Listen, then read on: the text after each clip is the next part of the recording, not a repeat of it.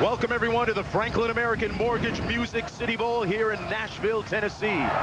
Under the lights at LP Field on the banks of the Cumberland River, the North Carolina Tar Heels 6-6 out of the ACC, a picture of perseverance and resolve on their season. 13 Tar Heel players left behind in Chapel Hill, a pair of NCAA investigations, decimating the Tar Heels roster. Waits, time, flashes, incomplete. LSU wins it. North Carolina loses its ACC opener. A 40-yard field goal to win it. Holy cow. The Tar Heels have come back. And the Tennessee Volunteers out of the SEC. The ball's a story of resurrection and redemptive qualities, able to save their season. There's not one day that I didn't give everything I have to the Tennessee football program. Tennessee fought it, had the game won. Illegal participation on the defense on the Tigers. And Tennessee, perhaps one of the most devastating losses in school history. 4-0 in November and now bowl eligible. How did the Vols manage this? And under the lights at LP Field, it's the Franklin American Mortgage Music City Bowl, the 13th edition from Nashville, Tennessee. It's North Carolina against Tennessee. I'm Mark Jones along with Bob Davie. Tara Capuano down on the field joining us in just a few moments. Bob, you look at these two teams on the field. They've overcome so much in so many different ways. You know, Mark, as a coach, you always worry about motivation in a bowl game. You know, which team feels they have the most to prove, which team really wants to be here because of all the things these two teams have been through this season. I expect a very motivated, well-played game, a very close game. These two teams are very similar on the field as well.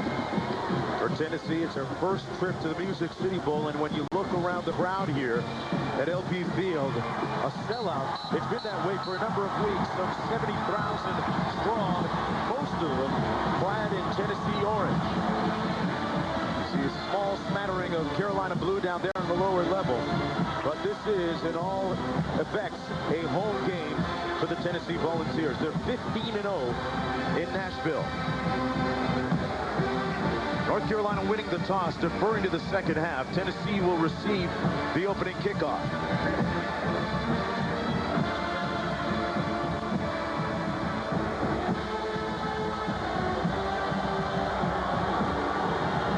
And we are underway.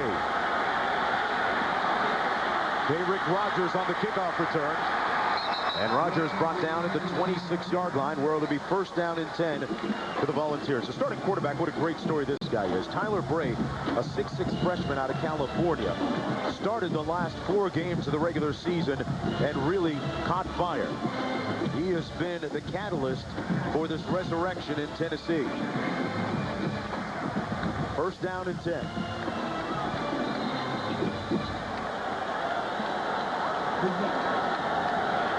Torrin Poole in the backfield behind him.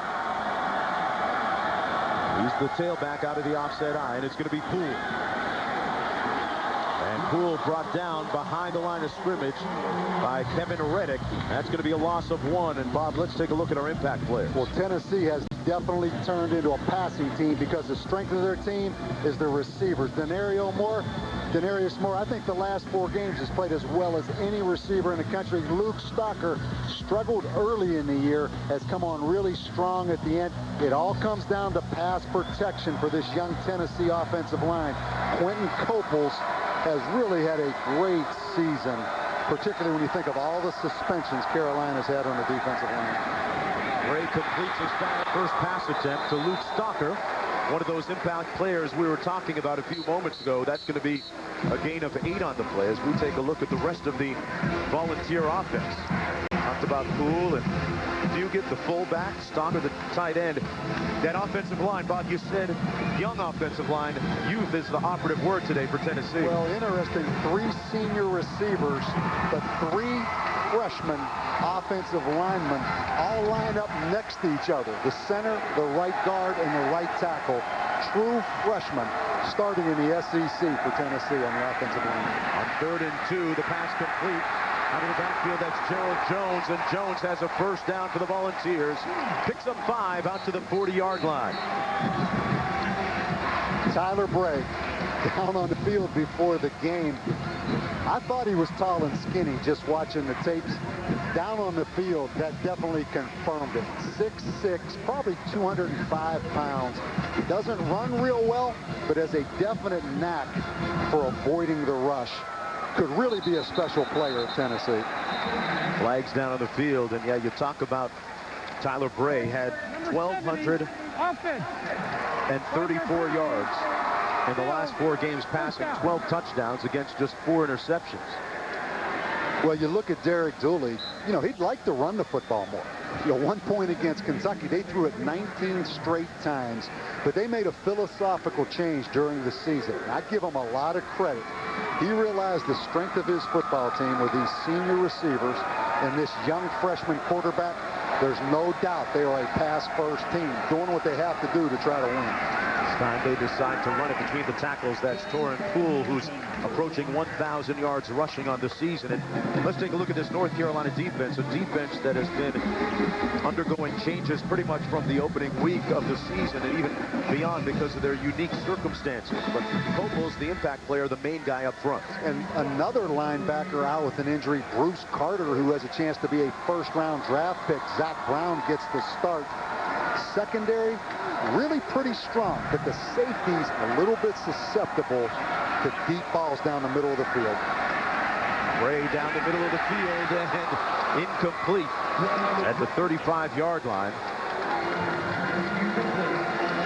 And you're going to get a lot of cover 2 from North Carolina. And one of the ways to beat cover 2 is when you have a big talented tight end like Luke Stocker. Just try to get him down the middle of the football field.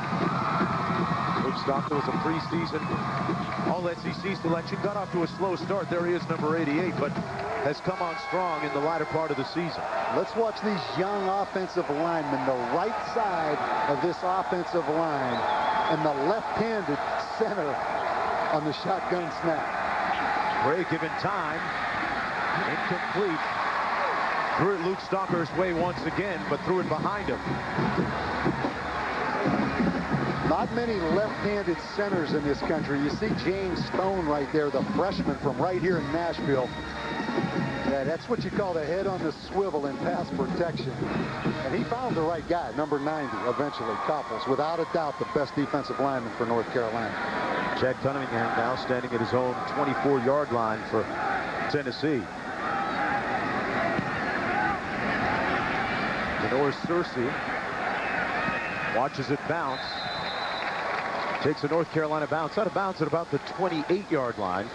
And that's where T.J. Yates will take the reins of this North Carolina offense. And this is a young man that has really endured a lot during the course of his 4-year career in Chapel Hill. He's a 6'4" senior and put in some real stellar numbers in his final season on campus.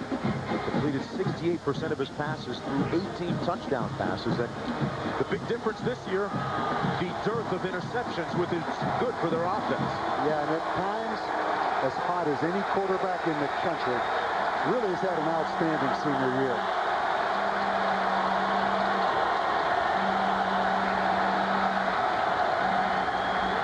Sean Drone. And Drone, one of our impact players. Well, North Carolina, they've lost 4 tailbacks this year. But Sean Drone, he's played a lot of football at Carolina. I think today he has a chance as a senior to step up and really leave an imprint on this program.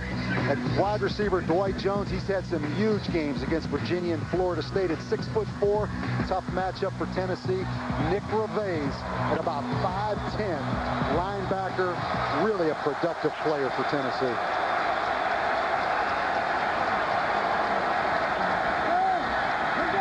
Yates completes it out to the 42-yard line. Ryan Taylor making the catch. He's the 3rd leading receiver for North Carolina. And he picks up about 10 on the play for a first down. And let's take a look at the rest of this North Carolina offense. We mentioned it's an offense that's been decimated by various circumstances throughout the course of the season. Johnny White and Anthony Elsey, a couple of guys that were ahead of Drone on the 2 deep. But it's been the story of their season. Guys stepping up.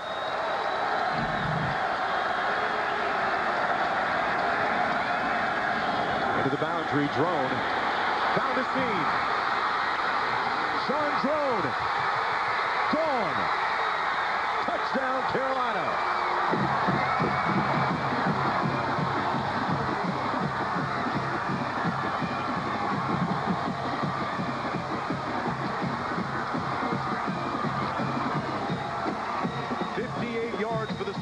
How many times we talk about the next guy in?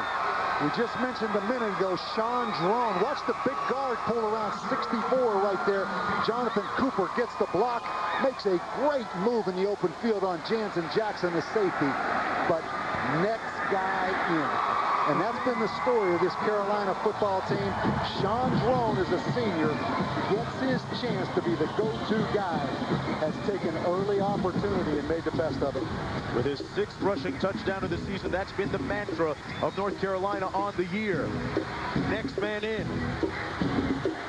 And they've hung their hat on just that.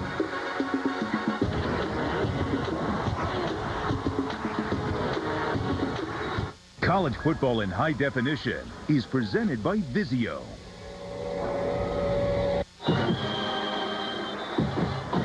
Sean Drone with a touchdown run, 58 yards just a few moments ago. North Carolina leading here in the 13th edition of the Franklin American Mortgage Music City Bowl. Mark Jones along with Bob Davey. Hey, from all of us at ESPN to all of you at home, all the best in the new year. Bob, it's already starting off to a pretty good new year for North Carolina here. And what trials and tribulations they've been through over the last several months? Well, first of all, both teams. You know, you always talk about a bowl game being a reward for a great season. I mean, Carolina at 7-5, Tennessee at 6-6. If you just look at the record, it'd be hard to say either one had a great season. But if you follow these teams, you see that it's a reward for these players. All that North Carolina has been through with the high expectations, and you see a senior like Sean Drone step up and run 58 yards for a touchdown, his longest of career. You look at Tennessee, these players have been through 3 head coaches, 3 strength coaches with different philosophical ideas, 3 different sets of terminology. This game is a reward for these seniors and all they have been through in these 2 programs. Both definitely deserve to be here. Rogers on the kickoff return all the way out near the 30-yard line. And let's go downstairs to Kara Capuano. Well, guys, when we talked to North Carolina head coach Butch Davis, his first comment was the age-old adage that adversity reveals character. Who has faced more adversity than these Tar Heels? To date, 35 different scholarship players have missed at least a game due to injury or NCAA investigations. Davis told us this team had every reason to underachieve, but the players would not let that happen, and their perseverance paid off, as you said, Bob, with the reward of this bowl game. Kara Butch said this is one of the most challenging things I've ever done or had to do and endure. He said he couldn't have done it without all his players and great assistant coaches. Rogers that time brought down by Dante Page-Moss. And just to finish on Kara's point, I think Butch Davis, in the eyes of this administration at Carolina that's worked with him every day through this, has genuine respect for the job he's done. And his motto all year, it's not who we don't have, let's worry about who we do have. And these players have really followed his leadership. He should be complimented on the job he's done. On 2nd and 14, Bray picked off at the 40.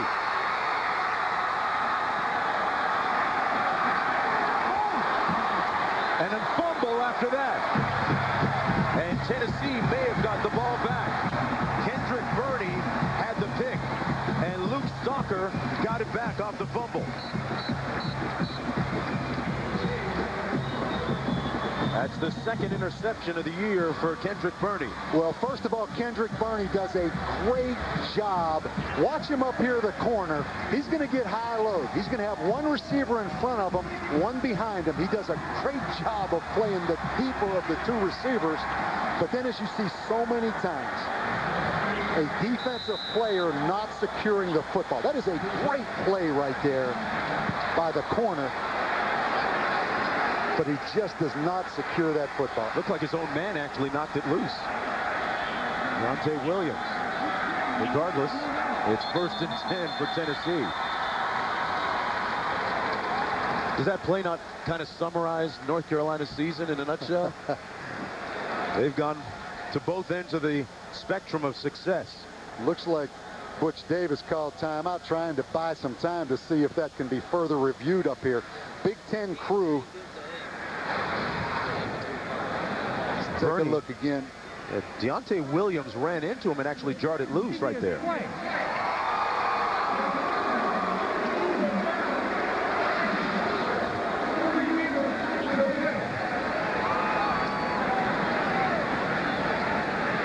While they review it, we're going to take a short timeout and come back with the verdict on the other side.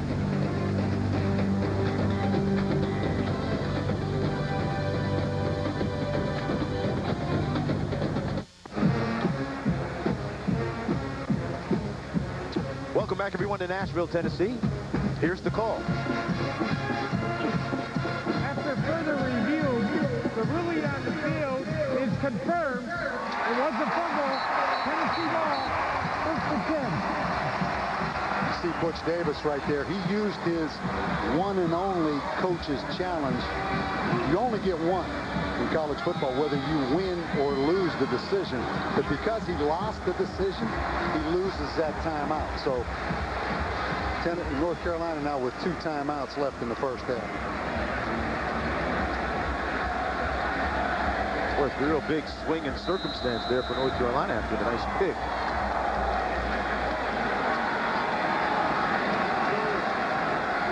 First and 10 now for Tennessee. Torrin Poole dotting the I. Poole takes the handoff right up the middle. Down by Deontay Williams. Torrin Poole is a capable running back. I mean, he's averaging 82 yards a game. He's at 994 yards on the ground. Small, fast, but really just a philosophical change by Derek Dooley to just throw the football. It's not because Torrin Poole isn't productive. It's just that the receivers and the quarterback he feels gives him the best chance to win. Second down. Bray juggled and incomplete at the 37-yard line, in and out of the hands of the normally reliable freshman Justin Hunter. Well, Justin Hunter, you talk about 3 freshman offensive linemen starting for Tennessee that are big, good-looking players. Justin Hunter, Jim Chaney, their offensive coordinator, who has been all around at Purdue in the NFL, said maybe the most talented I've ever been around at about 6'5". So a tremendous future. 4 freshmen on that field right now for Tennessee. Actually 5, because the quarterback's a freshman. And here he is trying to pull the trigger, but under duress. And Bray wisely throws it away. Under some big-time heat up front. Tydreek Powell. And it's 4th down coming up for the Volunteers. Jared McAdoo also there. Yeah, North Carolina coming with the twist up front between the tackle and end. And you see Tyler Bray, even though he doesn't run real well, he does have good instincts to avoid pressure. It's interesting during some of the pregame comments during the course of the week that Coach Butch Davis compared him favorably to Ken Dorsey, a guy that he coached at the University of Miami in Cleveland with the Browns. On the punt return, that's Denoris Searcy with a couple of yards on the return on the 38-yard punt, but we have a flag down on the play.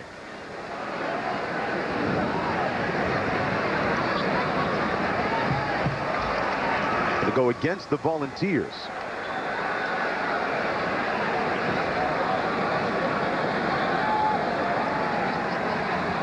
Offside, number 1, defense. That penalty is declined. It'll be first and 10, North Carolina. Timeout. So TJ Yates with the ball and in control of the Carolina offense when we come back. ESPN College Football, the Franklin American Mortgage Music City Bowl, is brought to you by Franklin American Mortgage Company. Let our service guide you home. Nashville Convention and Visitors Bureau. And the Touchdown Big Box, only at Taco Bell.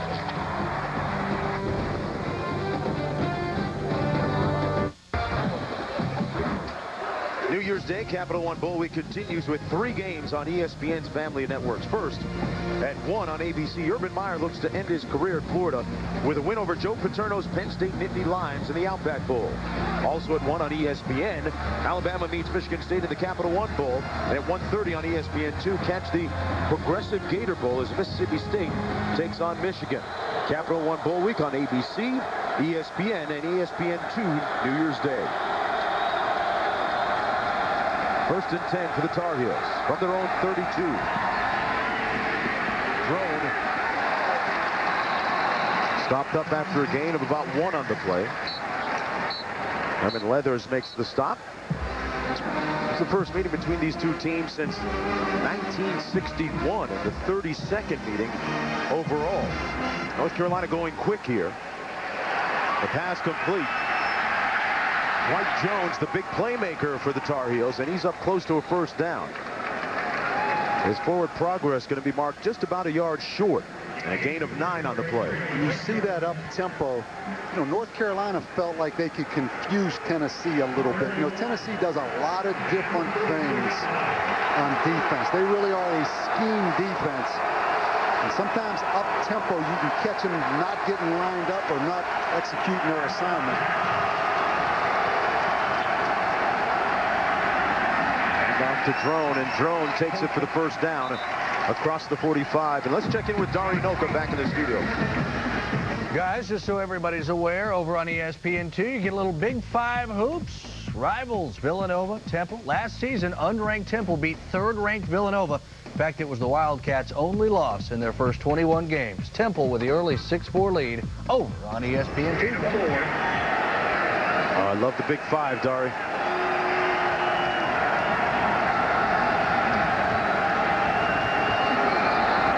Working out of the shotgun, there's a flag down.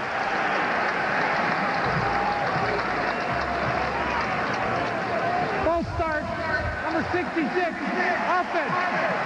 Against the right tackle, Mike Ingersoll. First down.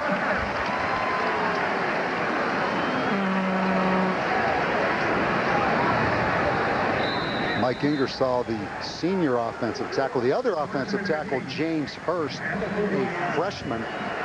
Also, Alan Pelk, the right offensive guard, out for this game with injury. Travis Bond getting the start at right offensive guard for Carolina. Number 41, Yates. Completes it to Ryan Taylor.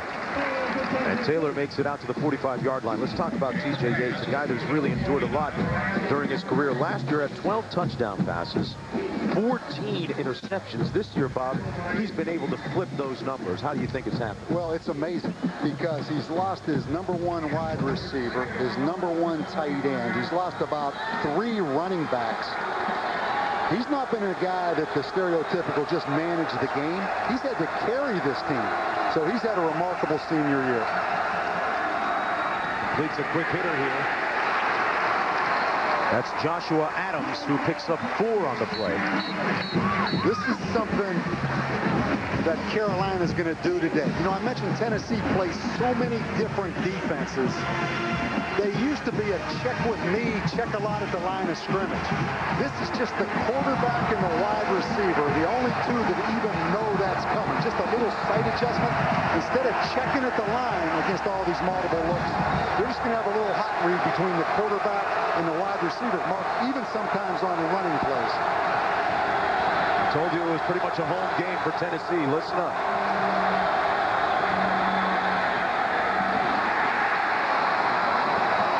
Incomplete, intended for Taylor again. And it's 4th down. North Carolina's going to punt. Yeah, threw it behind him a little bit. I think Ryan Taylor, who's really come on here late in the season as a tight end, T.J. Yates just threw that football behind him because there were some run after catch yards. And here's the real story. The Tennessee punt return game. They played about 6 different returners this year. They just want a guy that will catch the football. And right now it's Anthony Anderson's turn. Yeah, he did it against Kentucky. The good news, he didn't fumble one. So he's back there. Eagles with the punt. A spiral that goes over Anderson's head and into the end zone. 51 yards in all, but only a 31-yard net.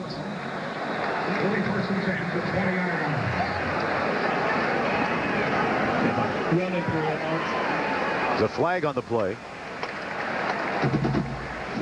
That goes against North Carolina.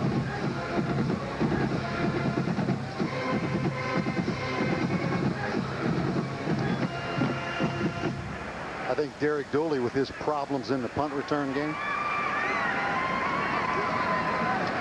do not chance it. Yeah, he may just decline this thing and say, okay, let's take it at the 20. Derek Dooley there, just the 5th Tennessee coach to lead his team to a bowl game in their first year.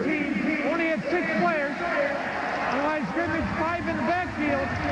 Tennessee has elected to force that penalty from the touchback. The 1st and 10, 25-yard line. There you go. It's tagged on to the end of the touchback. Hey, what about Tennessee? When you look at the monthly breakdown, Bob, they lost they won only 2 out of their first 8 games, and then had a big rally down the stretch. 2 out of their first 6 part. Yeah, I mean, they're 2-6 at the end of October, and that's why I have so much respect for these seniors, particularly with this youth movement going on at Tennessee, which I'd be doing if I was a head coach. But these seniors winning their last 4 football games. Here's one of them right here, Luke Stocker. Stocker makes the catch, gain of about 7 on the play. And Coach Dooley talked about it to us. He said, this thing wouldn't have worked out. It would not have turned around if it weren't for the seniors really accepting the freshmen on the team and making it happen. Well, let's talk about the wide receivers. Guys like Denarius Moore, Gerald Jones, Luke Stocker. They really struggled early in the year.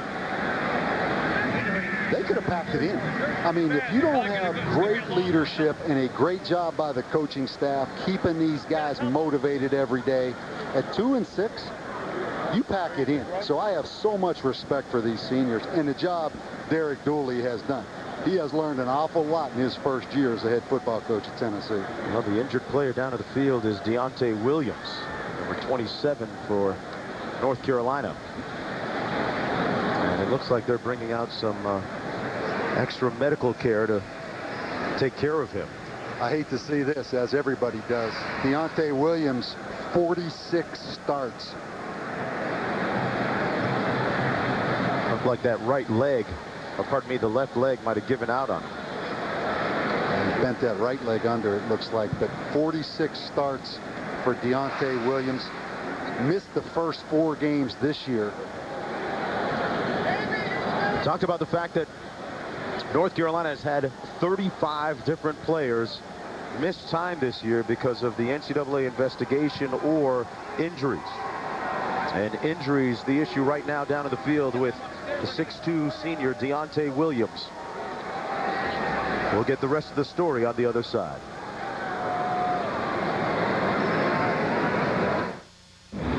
You're watching ESPN's presentation of Capital One Bowl Week. Back here at LP Field in Nashville for the Franklin American Mortgage Music City Bowl. 7-0 with 5:32 to go in the first quarter. We just had an injury down in the field a few moments ago, and it seems to be quite severe. Deontay Williams, the 6'2 senior defensive back for North Carolina, was in on a tackle on Luke Stocker on the last play, and his right foot seems to be what is at issue right now. We have Kara Capuano down in the field as our sideline reporter tonight, and she'll be investigating further as to the condition and the health of Williams. But this has been, in large part, the story for North Carolina this year. It's been a situation where they've had to endure injuries and a lot more. And anytime setbacks happen,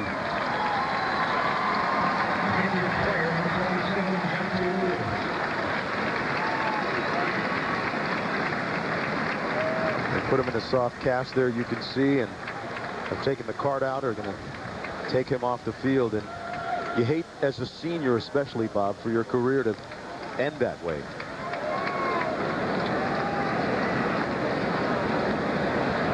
well, the point I was going to make, Mark, about just this entire Carolina football team. You see the emotion right there on those players with a severe injury like that. But why you give Butch Davis and his team so much credit, they had a built-in excuse.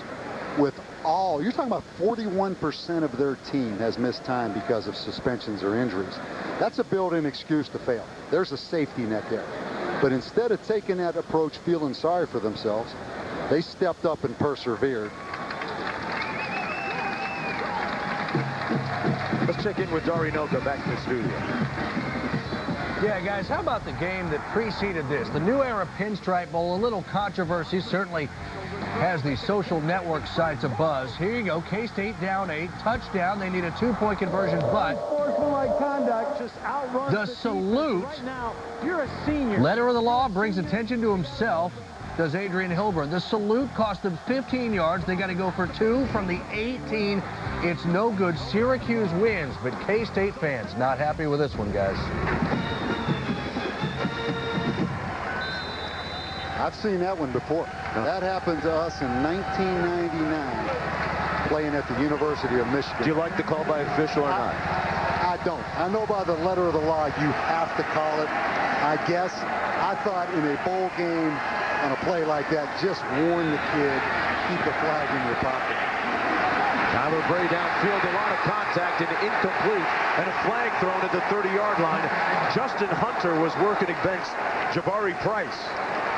And there was a lot of bumping and grinding going on down the sidelines.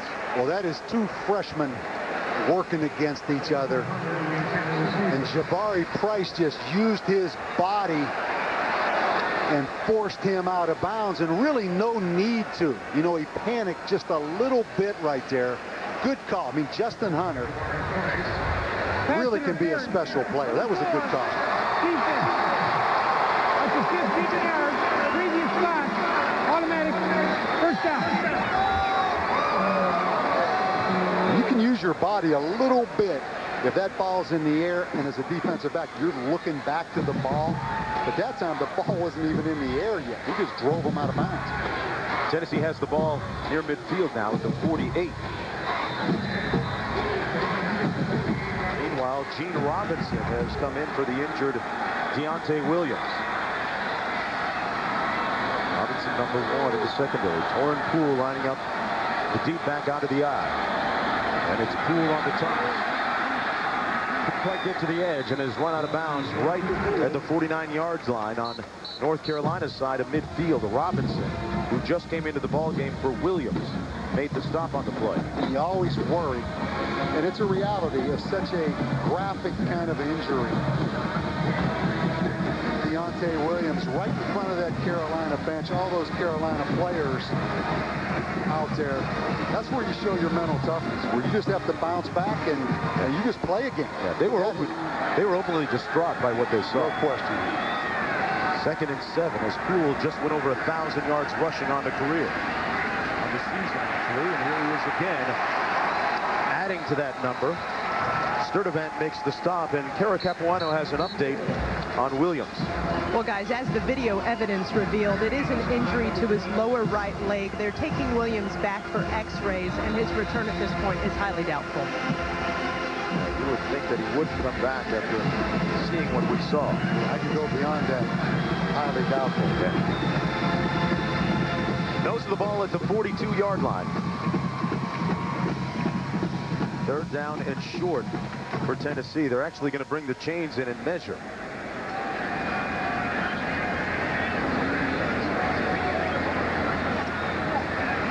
Oh, they're that close. This game against North Carolina, step up in competition for Tennessee. They have yet to defeat an FBS team with a winning record this year. They did finish out on a nice 4-game winning streak, but some people might question the strength of their respective opponents during that streak. But I'll say this. Life in the SEC in the last month of the season, I don't question anything. To win 4 games in November, 3 of them in the SEC, I don't care who you play. On 3rd and 1. Bray keeps it himself and uses all of that 6'6" frame to uncoil and get the first down at the 40-yard line. Picks up 3. Well, there's great lineage on the sideline there for Tennessee. Coach Derek Dooley in his first year. Yeah, I had a chance to visit with him, as we did, Mark, during the week, and then down there on the field before the game. I mean, you really have to put on that resume up there at the top, son of Vince Dooley. Yes. I mean, that'll open a couple doors, too. And what a great experience. So he's lived it. Bray looking to pass with time. And that dangerously close to being picked off. Denarius Moore was the closest Tennessee player in the area. To talk about a resume, Vince Dooley's son, living it every day. Then he was on the coaching staff with Nick Saban for 7 years. And I love the way he talked about his relationship and his experience with Nick Saban. He said it was really like a boot camp, like a 7-year boot camp. And he meant it in a very positive way of how every day he realized it may be not easy, but what a great chance to learn about coaching and being a head coach. So, I mean, Nick Saban has developed some head coaches now, and will continue to. And to think that he actually did a couple of years of law school and finally said, enough of this. There's enough litigators out there. I'm going to football. You know, his dad, Vince Dooley, the iconic Georgia football coach for 25 years. And in those 25 years, Bob, Derek Dooley not only saw his father as a football coach, but for a good portion of that time, the athletic director at Georgia, too. So you really get the big overall picture. Well, here's the great thing for Derek Dooley right now, winning these last 4 games. He now has tangible evidence that his plan works. So every recruit's home he goes in, every Tennessee Vol booster meeting, he doesn't have to talk about blind faith. Just wait till next year. I'll prove we're going to be better. He won his last 4 games. So that's the proof right there. And with that comes momentum. So winning those 4 games, you can't put a dollar value on that now. And to be able to do it with 16 freshmen that played this year at different times. That's a young core. And the biggest thing, he's brought stability to this program. You know, you think about 1 year ago, Tennessee, what, 7-5, Lane Kiffin's the head coach. And there's one of those Lane missed playing in bowl games. That sting won't go away for these Tennessee fans. 3rd and 10. Gray completes it this time. Forward progress going to be marked at about the 31-yard line. That's short of the first down. Gerald Jones made the catch for the gain of 9, and Kara has more. Kara? Well, guys, to finish up your story on Derek Dooley, we were at Sanford Stadium this season when Tennessee played at Georgia, and I caught him right when he walked into the hallowed stadium, and I said, what are you thinking about right now? And he remembered the corner of the stadium when he was a little kid where he used to play paper football with his friends. That was the first thought that crossed his mind. He's got a lot of great memories. 4th and short coming up for the Vols. Tennessee 6 for 16 on 4th downs this year. They're going to run it. Poole looks like he got the first down. Just making it across the 30-yard line. It's interesting, with all those freshmen on the right side, they kind of did what you expected them to do. They ran to the left side behind Dallas Thomas and Gerard Shaw, the left guard and left tackle. Gives him a first down with 2.5 minutes to go here in the first quarter. The only score of the game, a 58-yard touchdown sprint by Sean Drone. This is the 9th play of the Volunteer drive.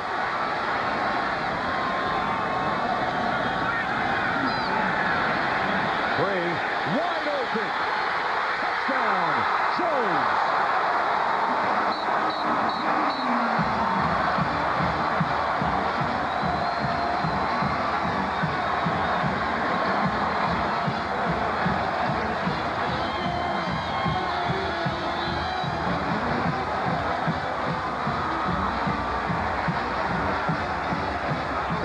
Gave him a little different formation that time. Derek Rogers in motion. Gerald Jones at a wing position running a wheel route. North Carolina And for Gerald Jones, his 4th touchdown catch of the season, the 13th of his career. Bob, what happened here? Well, first of all, a little bit of confusion, but if we freeze that, you're going to watch right here. This is Gerald Jones. The outside receiver is going to come here, and they're going to run a wheel route, and they're going to turn him loose. Watch the corner go inside and fight on the inside route. And a wide open Gerald Jones. See the corner fight right there, and there is nobody left. Well-designed play. And again, Jabari Price, number 4, the freshman corner. Anytime you play a freshman, it's an evolving process. You just don't get to see those many different looks. He may have saw that one for the first time right there. Tennessee tying the game up. Jones at 4. The other receivers, counterpart, a couple of seniors who are roommates, have developed some really good chemistry with the freshman quarterback, Tyler Bray. 9-play, 75-yard drive, using up 3.5 minutes on the clock. Harrelson on the kickoff return. And Harrelson makes it out to about the 28.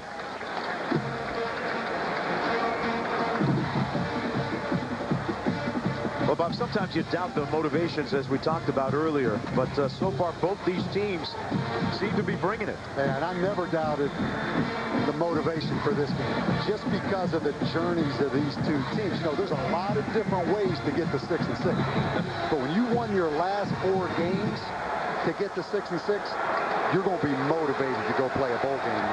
And the same thing for North Carolina. So motivation, not a problem in this one. Yates completes it out to the 37-yard line. Christian Wilson with the catch. Wilson picks up 8 on the play. It'll be second down, about 2 to go. 1:47 to go in the first quarter. I'm Mark Jones along with Bob Davey and Eric Capuano down on the sidelines here at the Franklin American Mortgage Music City Bowl. And the 32nd meeting all time between North Carolina and Tennessee. A couple of teams that haven't met since 1961. Drone brought down at about the 37-yard line.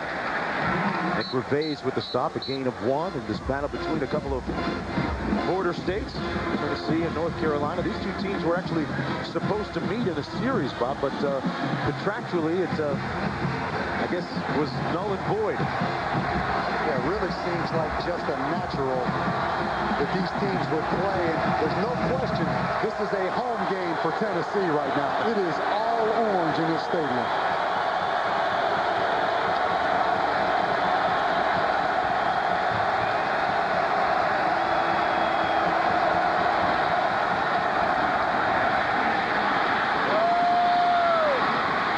First down. Drone, the touchdown maker for Carolina, picked up 10. And we're under a minute to go here now in the first quarter. Well, he got a good block by the tight end. The left tight end right there pins number 17, Brent Brewer, the safety inside. And then Sean Drone bounces it outside for a big first down. Here's Drone again. Stopped up at midfield, got about 2. And Bob, that underscores the point. You mentioned the tight end blocking on the last play. Their first string tight end, Zach Pianalto, was their leading receiver at one point this season, and he's another key part that North Carolina's missing here in this game. There he is injured. Exactly, and then Ryan Taylor, 11 catches in the last 2 games. Another example, Mark, of just the next guy stepping up and taking advantage of the situation. Yeah, I mean, Zach Pianalto was a heck of a receiving tight end. It tells you that Butch Davis, I guess, is doing some pretty good recruiting if he's got guys filling in and becoming productive. Yeah, you can see why the expectations were so high coming into this football season for Carolina. That's the end of a busy first quarter of play between North Carolina and Tennessee. In the country music capital of the world. We'll be back for the second period right after this.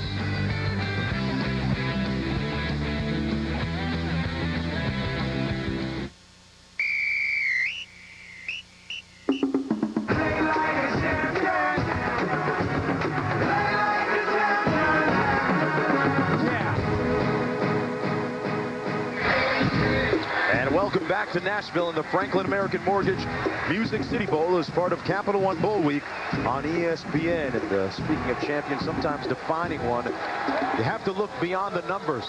And these two teams and their records, kind of evidence of that. North Carolina at 7-5, Tennessee at 6-6. A couple of motivated teams on the field tonight. 2nd and 8.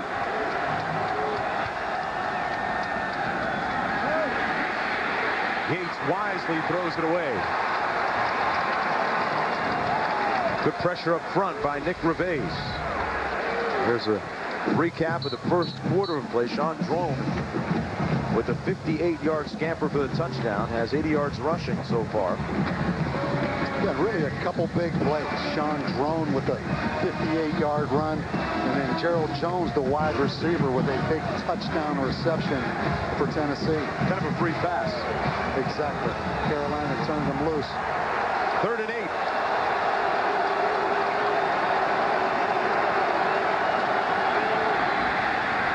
Yates. Incomplete. Threw it behind Drone out of the backfield. Darrell Vereen there in coverage from the linebacker spot. And it's 4th down for Carolina. That makes the difference between Yates this year and last year. Last year might have tried to force that in, Bob, and get intercepted. This year threw it away. Yeah, really good coverage by Darrell Vereen, the linebacker. Anthony Anderson standing at his own 10-yard line. You know, for Carolina, the loss of all those players with suspension, what it really affects these special teams, because this is where the depth really shows, or lack of depth shows. Eagles punt into the wind, and Anderson calls for the fair catch of the 14. Let's go back to Dari Noka for the Sports Center right now. Guys, thank you. It's not looking good for Brett Favre to play Sunday in what looks like his career finale. He failed his most recent neurological test as he tries to come back from a concussion. Head coach Leslie Frazier says Favre's ability to play will be determined by Saturday. Mississippi State head football coach Dan Mullen agrees to a new 4-year contract, paying him over $10 million over the life of the deal, $2.65 million per year. Mullen, 13 wins in 2 seasons in Starkville. Sports Center now, guys, on ESPN News. All right, Dory, back here 1st and 10 from the 15-yard line for the Volunteers. Tyler Bray in at quarterback. Poole, the deep back, out of the offset eye.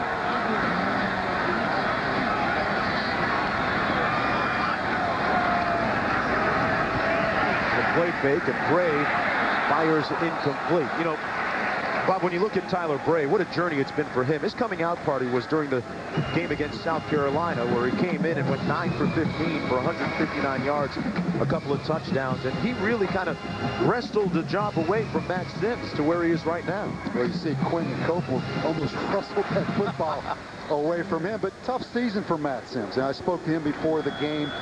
You know, early in the year, Tennessee philosophically wasn't throwing the football like this. You know, Tyler Bray's had the advantage of these receivers really coming on late in the season, and the philosophical change. So, you know, difficult year for Matt Sims. As part of that philosophical change, the pass complete to Michael Rivera. And Sims forced to watch things now from the sidelines, and initially he voiced his displeasure with the decision to become the number 2 guy. Well, I can understand that. You know, I spoke to him before the game, and how many stories around college football, it's easy to say, hang in there, stay. But all of a sudden, in one snap, he could be back in there and have an opportunity to shine and get everything out of this career that he wanted. But right now, it's Tyler Bray. And you can see why Tennessee people are excited about him. The kid definitely can throw the football. On the end around, that's Gerald Jones. He's going to be dropped for a loss of a few yards on the play. Coples makes the sack. Sims watching and helping get those plays in from the sidelines. Tyler Bray, the laid-back Californian. And there was a point where he really had to step up and literally voice his command to this team. It was during the Ole Miss blowout when he really got in guys' faces and said, guys, quiet. Let's get to the next play. It kind of turned a lot of heads at the time.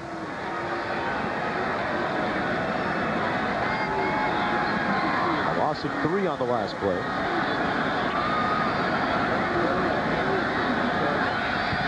Very complete at the 32. And Jones falls forward to the 34, a gain of 6. You know, Tyler Bray, really not that highly recruited out of California. Committed to San Diego State. A lot of people concerned about just his physique. You know, so tall, so thin, but he has instincts. Plays with instincts right now, and you know, that's maybe the biggest attribute he has. I mean, you can just see how tall he is. He's not well oiled, but he's very instinctive. His dad's 6'8". Really? Yes. Bray caught at the 48. What a grab by Denarius Moore.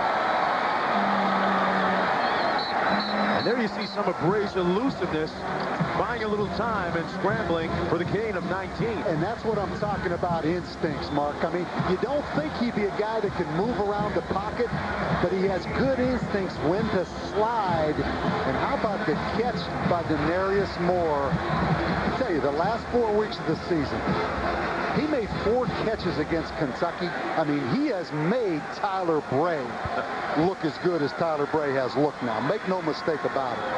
But they're working on Jabari Price, the freshman. Play fake. Bray going up top for the freshman. And incomplete, intended for Justin Hunter. And for more on Bray, here's Kara. Well, guys, when Tennessee was deciding when it was the right time to bring in Tyler Bray, Coach Dooley told us they were very methodical in their approach to his development. What the Volunteers coaching staff didn't want to do was play Tyler Bray before he was ready. But 3 things impressed Dooley. First of all, the stature, the size that allows him to see the whole field. Secondly, his accuracy. And third, those instincts that Bob's been talking about. That has his team on a 4-game win streak coming into tonight. 2nd and 10. Watches. And incomplete, in and out of the hands of Denarius Moore. Had to get twisted around and try and make a catch out of it.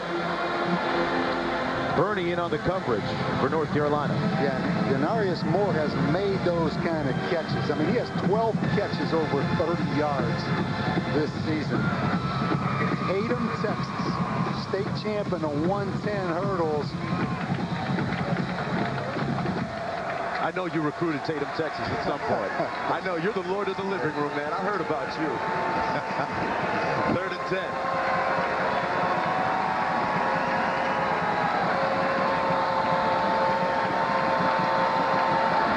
Bray out of the shotgun. Quick slant, picked off. Juggled and intercepted. Zach Brown. And he's got a convoy of blockers.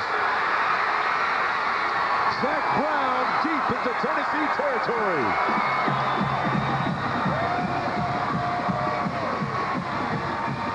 He tried to force the ball into Luke Stocker on the under route.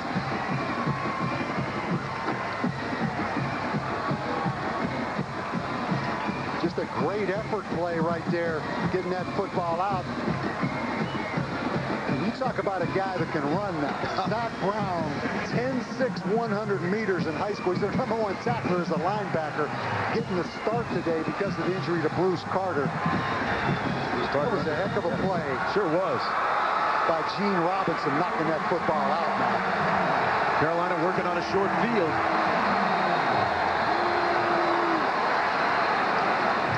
We got a flag on the far side of the field. But what a play that time by Zach Brown. False start, number 83, offense. 5-yard penalty, still first down. That's against Dwight Jones. You know, Mark, we talk about the next guy in. Gene Robinson, #1. He's the next guy in. He came in for Deontay Williams, who had that injury. Another example of the Carolina football season right there. Here is 1st and goal.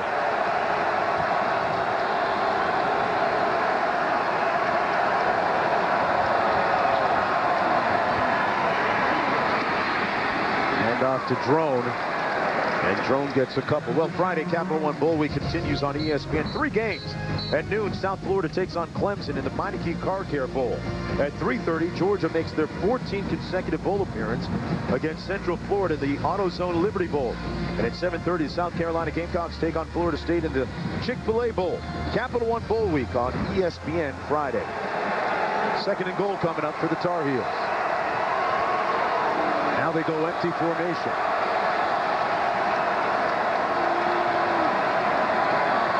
Yates. Loose. That's going to be ruled incomplete. But what a stick by Brent Brewer, the former baseball farmhand and second-round pick. That was a home run hit, Bob. That's a great way to say it. That's a baseball player. That's a great lick, dislodging that football right there. You know, he signed with Florida State out of high school for football in '06. Played in the Brewers organization for 4 years. Big hit right there. And couldn't hit the curveball, though, huh? You always come to that point when you say, you know what? I'm not going to make it to the majors when reality hits. It's always that slider or breaking ball that gets him. And it looked like he even lost his hat, knocked a couple screws loose on his hat. The hit was so jarring.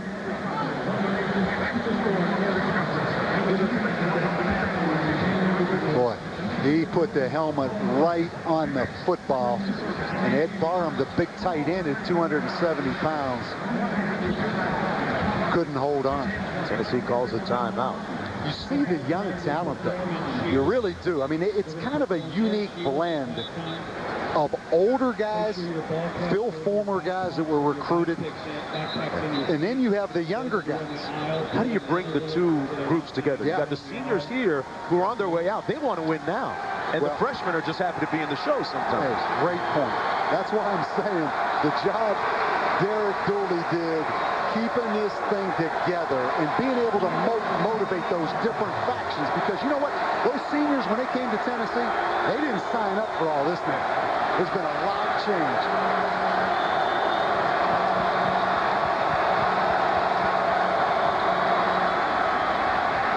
Wide open in the flat.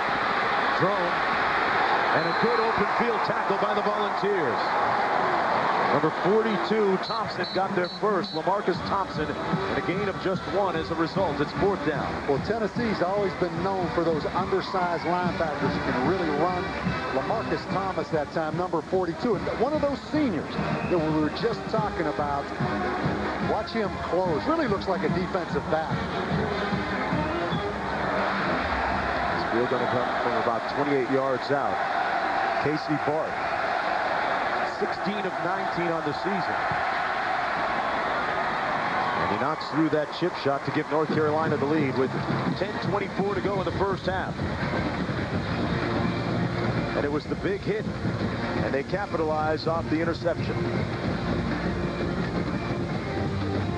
Well, it's 1 for the money, 2 for the show, 3 to get ready now. Go, cat, go, but don't you step on my blue suede shoes.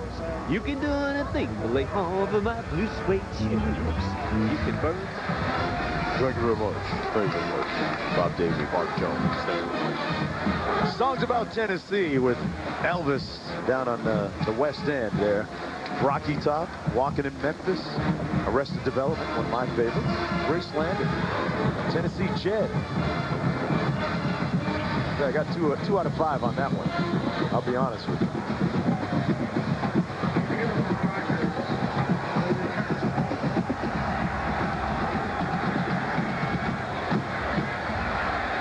The kick, this is Rogers. And Rogers bottled up. He put it on the ground. Came loose. They're going to rule that a fumble. Did not hear the whistle go before the ball came loose.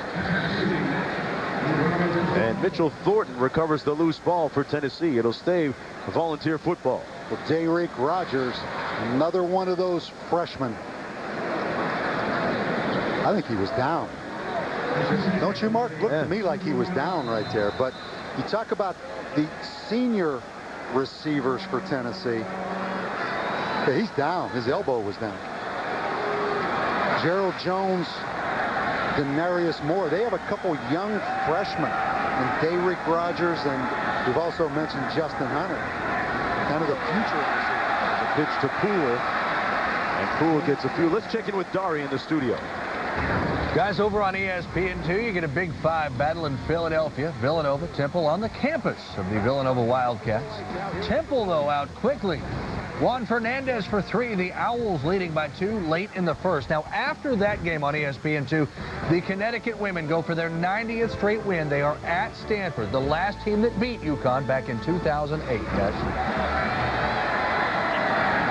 All right, Dari. Not sure I see that upset happening there. Pass complete to Gerald Jones at about the 42-yard line. That's where his forward progress is going to be marked, and that's going to be enough for a Tennessee first down. So far, pass protection, not really an issue for Tennessee. You know, they came in 112th in the country in sacks allowed. Their big thing, can they survive at the line of scrimmage? These freshmen, there's 3 freshmen right there, 64, 72, and 70. Think about 3-4 years from now, those kids continue to develop in this program. Ray on the mark. A lot of contact, but no flag thrown. The pass complete to Torrin Poole. Kevin Reddick with the stop there and a gain of 4 on the play. You know, Torrin Poole's an interesting guy. You know, he had 86 yards in 08. 85 and 09. Comes on this year and has 994 yards. You know, there was a point last year. They wanted to put him in the game at the end against Memphis. He wouldn't go in the game. So another guy that's taken advantage of the change and really excelled. 2nd and 5. Here's his understudy. Neal. Rajon Neal gets about 1 on the play. And yeah, getting back to that situation, Bob, where they asked Poole to go into the game late last year in that blowout against Memphis, he says that he respectfully, quote-unquote, declined to go in. And a lot of his teammates understood his point of view, thinking that he should have gotten a lot more reps last year.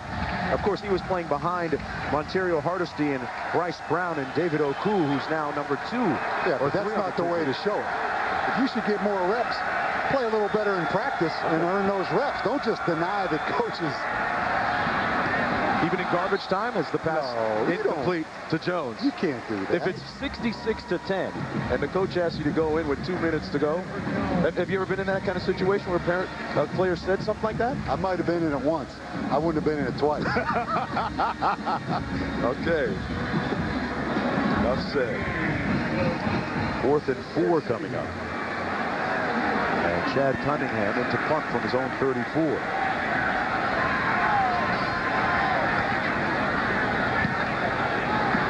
A great punt.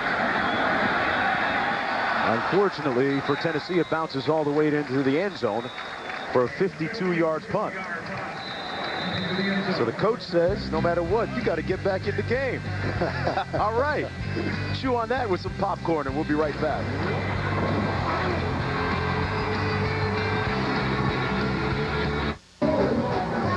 ESPN College Football, the Franklin American Mortgage Music City Bowl, is brought to you by Franklin American Mortgage Company.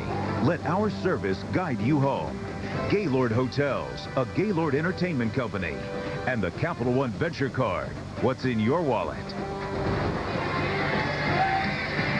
Look at what's happening downtown in Nashville, Tennessee, where they had the Battle of the Bands last night. And right now it's a 10-7 game, North Carolina with the lead. And speaking of North Carolina and Music City, U.S. area, some of the more popular songs with Carolina is their themes. Let's take that last one, Raise Up with Petey Pablo. Here's Drawn trying the right side of that offensive line and met at the 23-yard line. A good stick by Hughes. Gain of 3 on the play. There's a young defensive lineman, Montori Hughes. This Tennessee defensive line not as big, not as physical, not as much depth as you've seen in the past. Moving forward in this program, they're going to have to recruit some more defensive linemen here at Tennessee. A great play right there by a young sophomore. 7-6 looks better than 6-6, I guess, like you said, when it comes to recruiting. 2nd and 7 coming up.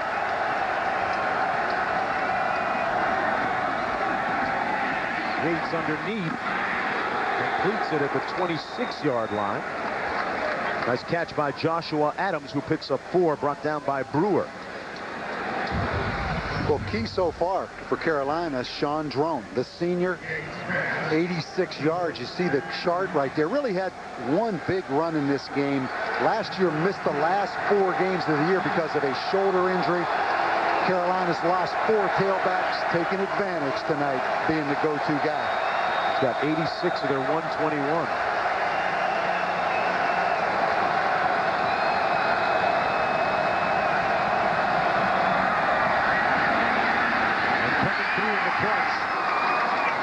Drone with the first down across the 30 to the 33-yard line. Yeah, 2 years ago, actually, in 2008, he led the team in rushing. And last year started a bunch of games, but you talk about the carousel of tailbacks this year with Johnny White, who dislocated his clavicle against Florida State. There was some speculation about him being able to play. That wasn't the case.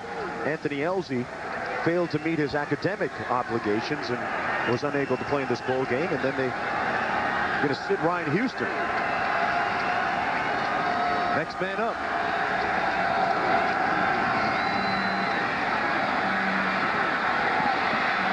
Yates brought down at the 29. Darrell Vereen came up to make the stop. Yates kind of slipped as well and helped him out. A loss of 5.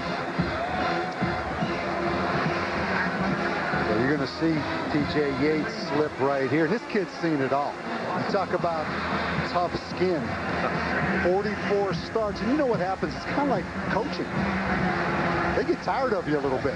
You know, he's been around there for 44 starts at Carolina. They always want to know who the backup is, who is the next quarterback. All in all, this kid has really had an excellent career, and I think has a shot to make it in the NFL. Completes this pass underneath to Jones. White Jones stays on his feet.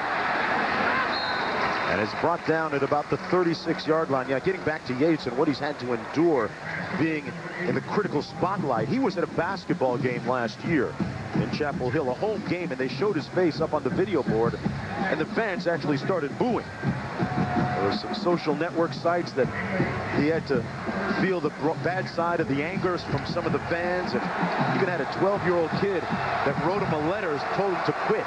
Yeah, what he is, though, he's a guy that's an authentic leader. There's no phoniness. He leads players by example, and that's why I have so much respect for him. Stands in, but misfires that time. That pass a little bit hot, intended for Ryan Taylor. And it's 4th down coming up for the Tar Heels. Tell you, this Tennessee defense now started out a little shaky, but they've only given up 13 points a game over the last 4. They seem to have settled in.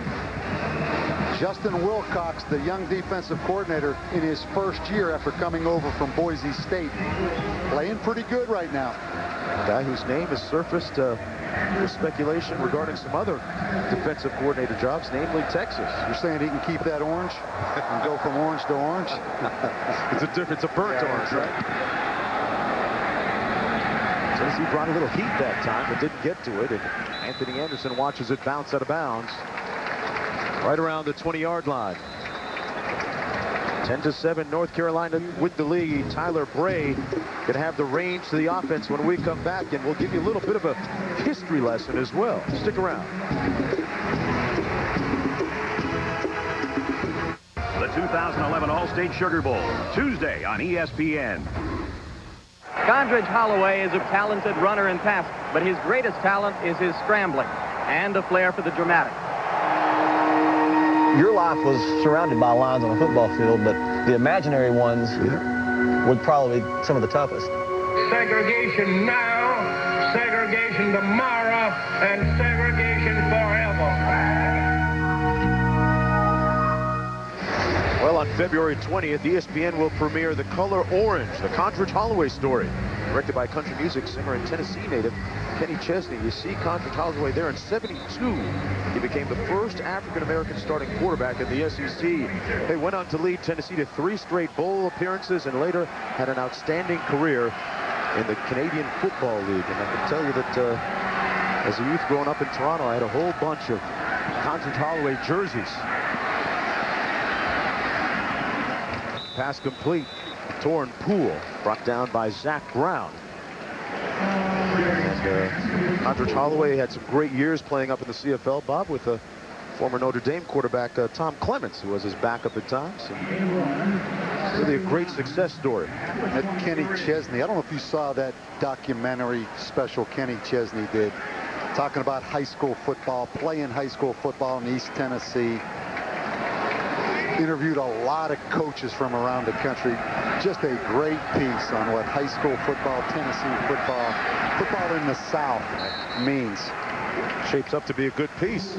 Let's go back to Dari in the studio. Guys, coming up on the H&R Block halftime report, we will take a look at what happened at Yankee Stadium. Controversy with Syracuse and Kansas State. Also look at the 2 quarterbacks leading the final game of the night, Jake Locker and Taylor Martinez, as the Holiday Bowl approaches. And also news out of Columbus concerning the 5 Buckeyes suspended for 5 games next season. It's all coming up. Mark and Lou going to join me at the halftime. All right, Dari back here, 3rd and 4. About 3 minutes to go. Bray shows he can escape. Tipped and incomplete.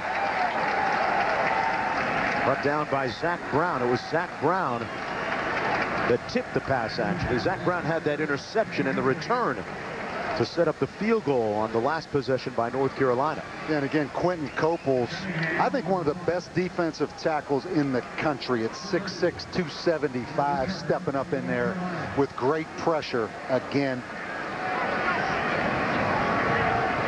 Or Searcy right there on his own 30-yard line. Chad Cunningham punting. Punting a little over 42 a punt on the season. Gets off a high, towering spiral. Searcy all the way back at the 23. And good coverage that time by the Volunteers. They bring him down at the 27. A 49-yard punt. About 5 on the return. Nashville aglow at night. We'll be back right after this.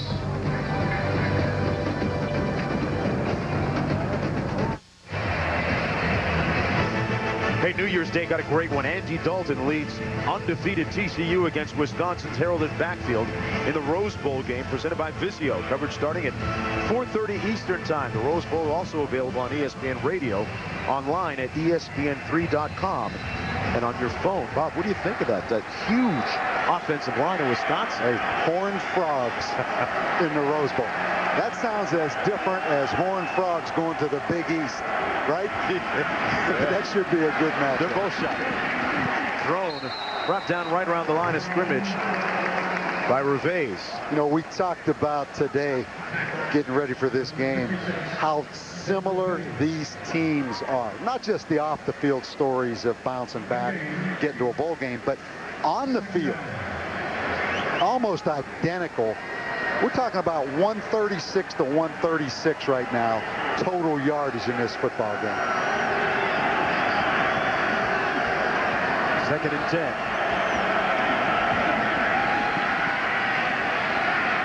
Yates tipped up and incomplete. Harmlessly at the 43. Jansen Jackson was the closest one to it. Well, Jansen Jackson has bounced back from that missed tackle early in the football game. They really like this young free safety. He's kind of the eraser back there in the middle of the field. Really, really talented. Another 3rd down and long.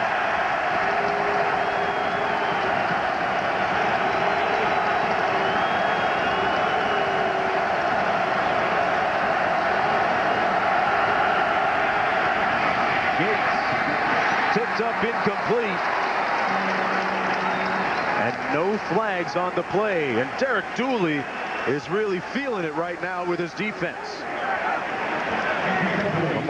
Lamarcus Thompson was there to break up the pass intended for Eric Highsmith.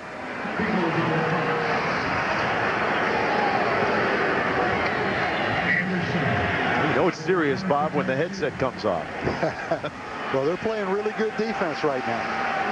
And have a chance to kind of win this field position thing as this game goes back and forth between these punters. Again, punt returns always a concern securing the football for Tennessee. Eagles punting. Punting into the wing. It gets caught up a little bit. And the ball is loose. But there's a flag down. I'm not sure that Anthony Anderson was given enough space to make the catch on the 33-yard punt. Yeah, Darius Lipford, I think, number 23, obviously got there early. Just a freshman. Kick interference, number 23 of the kicking team. 15 yards, so we found a foul. Another example, we said earlier, all those suspensions. There's a freshman, Darius Lipford, playing as a freshman in this football game. Under normal circumstances in a normal season, he may not even be on the field. So that's a byproduct, again, of both these football teams playing with a lot of youth.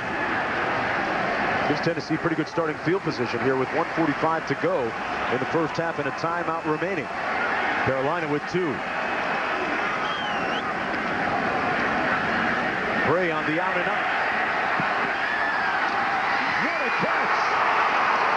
But he's out of bounds.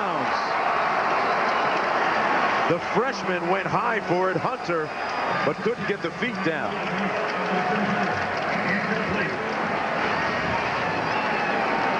Matt Merletti back there defending. Yeah, a little double move. Good decision by Tyler Bray just to throw it up. Look at the vertical jump by Justin Hunter at 6'5". And remember we were down on the field before the game. What did I say to you about him? Number 11 is really good looking on the hoof. Yeah, and the longest arms I've seen. You combine those long arms with that kind of vertical jump. Bruce Pearl might want to take a look at him. 2nd and 10. Bray going up top again. Touchdown, Bulls. Rodgers.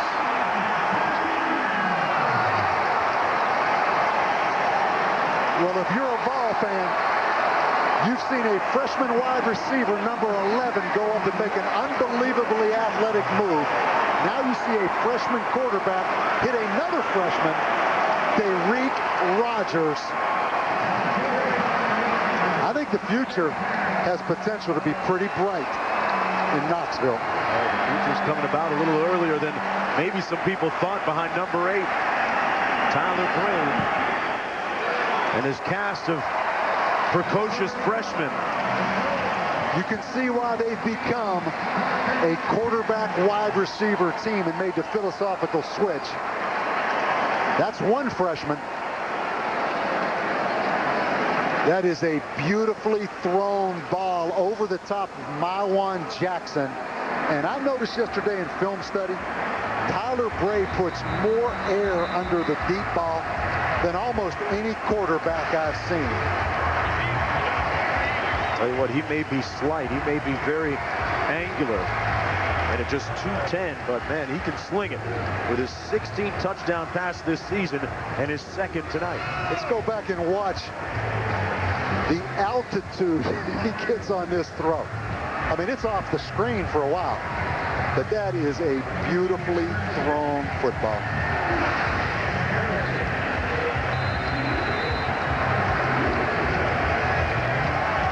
The freshman with a great effort. Derek Rodgers with the catch and the touchdown.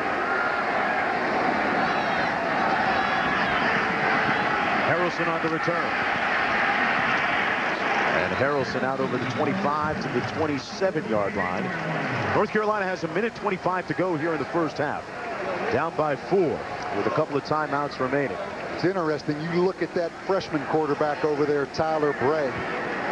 Hasn't been here long enough to feel any kind of pressure. I know he's a California laid-back guy, according to everyone. On the other hand, you have T.J. Yates that's seen it all. I mean, what a contrast of a grinder guy that's been beat up and through it all. And then you got this kid from California.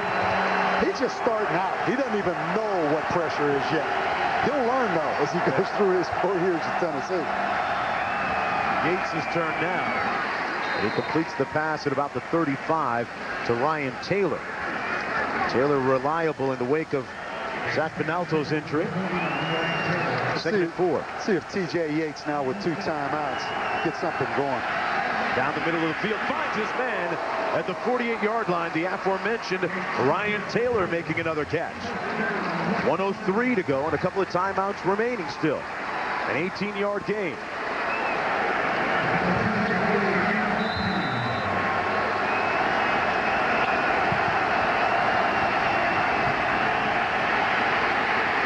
Incomplete and tipped up, almost intercepted. That stops the clock with 53 seconds to go. Great effort by Malik Jackson. Transfer from USC. Took advantage of the transfer rule with USC's probation. That's a great effort right there. Guy playing inside as a defensive tackle, very undersized, but has some suddenness, has some quickness to him. 2nd and 10.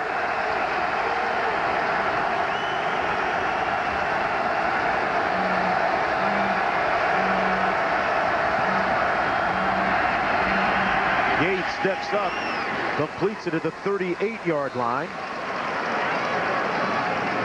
Wilson making the catch. 42 and 41 now to go in the first half. Still got those 2 timeouts. 9-yard pickup. Yates has a man. Touchdown, Carolina. Highsmith.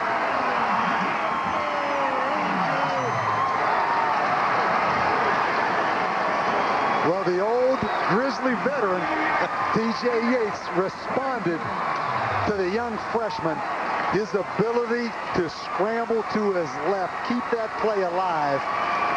Eric Highsmith beat Prentice Wagner, but really, TJ Yates and his ability to scramble right there. But you talk about responding. These teams have responded all year.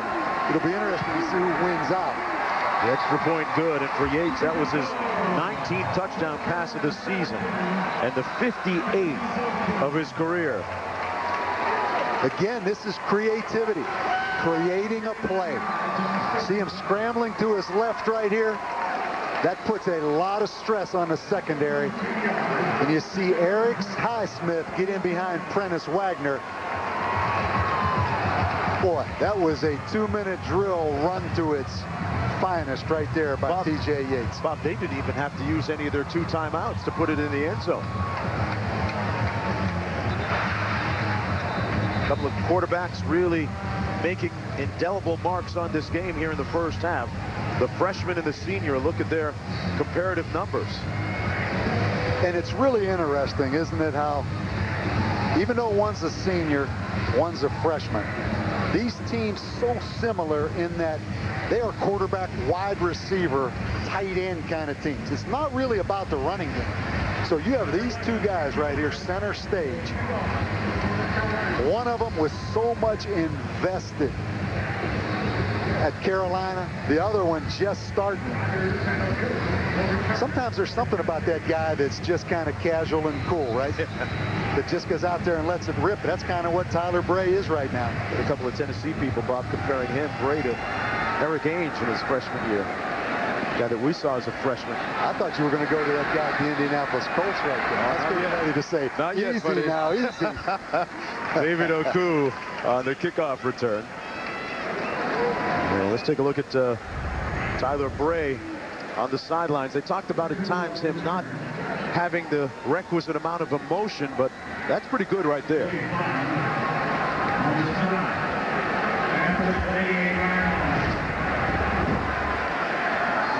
Not so California laid back there, so a little show of emotion. Tennessee going to just take this thing to halftime right now.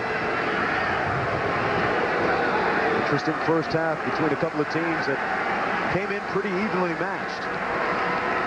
Both have had their share of tumultuous times, and 30 minutes into this 13th edition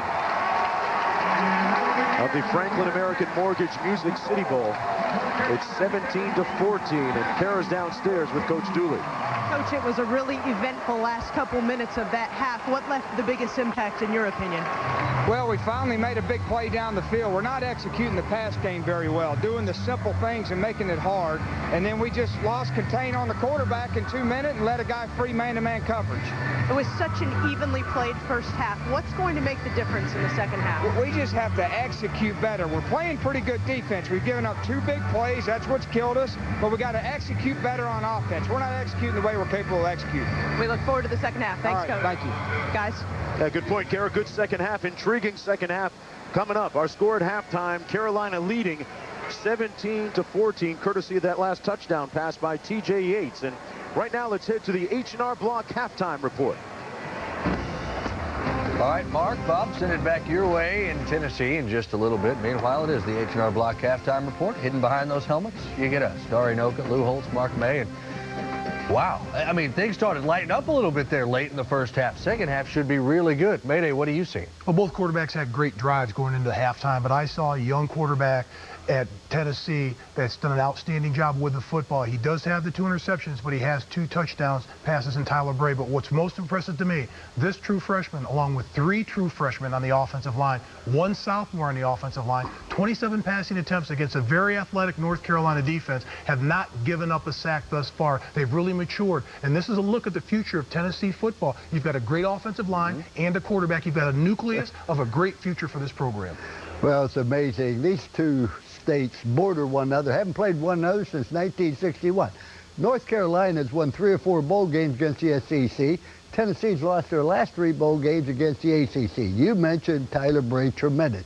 But let me tell you, there's a guy named Aaron Murray, the freshman quarterback at Georgia's pretty good. South Carolina has a freshman quarterback named Connor Shaw, who's going to be outstanding. It's going to be interesting to watch this conference in the future. I didn't know those quarterbacks were playing. Well, you're going to see one in a little bit. You're going to see one tomorrow. They still have games to play, both of them. But very impressive by a young football team, and Derek Dooley's done a great job of recruiting. He's played 16 true freshmen this year. But the team that wins this game is the coach that establishes a running game. Yeah, second half should be great. Meanwhile, the game before this, great as well. New era Pinstripe Bowl, Kansas State, Syracuse bowling for the first time in 6 years. 24 New York natives for Syracuse. They played this thing at Yankee Stadium earlier this week. Look at the crews removing the white stuff.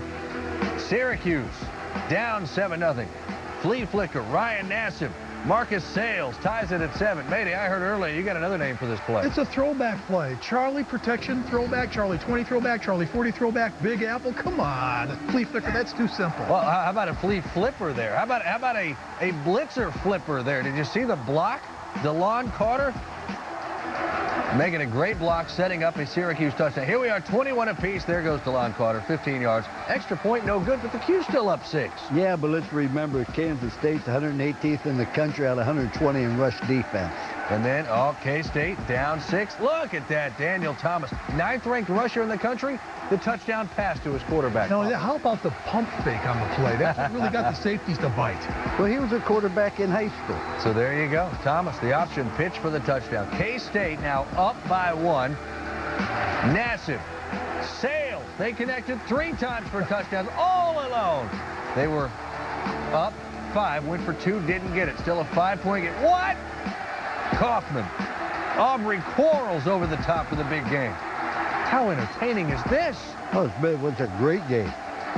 Fake field goal. No good. Syracuse gets the stop. Coach? I didn't agree with this one. Coach, 5 minutes to go. You got 2 timeouts left. Go ahead and kick the field goal. You're down by 2. Well, if you are going to run a fake, at least execute it better than that. Here we go. Down 8, K-State. Adrian Hilburn, touchdown. Celebration. Watch what happens. He salutes the crowd. 15-yard unsportsmanlike penalty. They got to go for 2. They have to do it now from the 18 because of the penalty, and it's incomplete. The odds aren't good of this happening right here, and it's unfortunate that that penalty was called. I don't like the way it was called. That is the rules, but come on, let the kids play. Onside kick, K-State's last chance. They do recover, but not 10 yards. The ball went 9. Syracuse gets it. Let me read you the explanation from Todd Gearlings of the Big Ten officiating crew. What exactly caused the penalty? I'm going to read it off the computer. Forgive me for that. It was the salute, which was the judgment of the calling officials, which were the head linesman and back judge. 2 officials threw the flag. Both judged it to be drawing attention to themselves That's what the flag was for. There's the explanation. Spirit of the rule, letter of the law, two totally different things. It's what drives you crazy as a football coach. You never know what to expect. And I think just some consistency. You look at the game that we have right here, you see a lot of the players that are out there on the field in this game that are saluting after the big plays from Tennessee. They score a touchdown pass. Tyler Bray right here is going to throw the ball into the end zone. Now watch what happens after the play. There's not a lot of players around him. One player does run up there. He salutes again. How about the quarterback, Tyler Bray, saluting on the sidelines? These are officials from the same conference. How about a little bit of consistency? Not a lot, but a little bit of consistency. But they're both officials are from the Big Ten. How about this? Does it again. Yeah, the belt. That's not drawing attention to yourself? It looks to be that way. Watch this. That's not? Absolutely. And absolutely. They're from the same conference. The point is, it's always judgmental. As I say as a coach, you don't know what to expect, but you don't make that call at that critical time of a game where you're going for two. Not only that, you have the choice to take it on the kickoff or on the PAT, and normally they don't take it on the PAT, but because they needed 2 points to go for it. But not only that, when the young man from Kansas State scored, the guys pulled on him all in the end zone. Perhaps I mean, he pulled away. Fortunately, he just saluted and did turn around and get upset because there was a little bit of pushing and shoving. One of the starting quarterbacks in our next game, the Holiday Bowl, Nebraska and Washington, was, well, unfortunately, a victim of the same type of thing. This was 2008. Jake Locker, his team down 7 against BYU. They need the touchdown and extra point. The ball flip gets the 15-yarder, and they miss the ensuing extra point. This one really irritated me because this was just excitement, exuberance after a huge play in this. Big play wins the ball game, and then they call that penalty on. Are you kidding me? And Washington ends up losing the game to BYU because the 15 yards, part of the reason the extra point was blocked.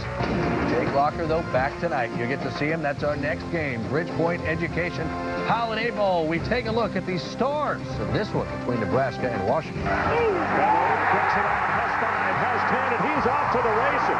In fact, he's going to score on the opening play from scrimmage, 66 yards.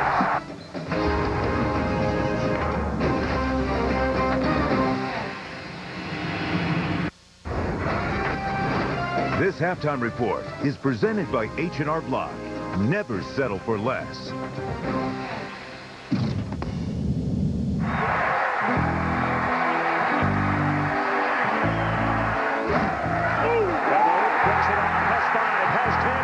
To the races. In fact, he's going to score on the opening play from scrimmage, 66 yards.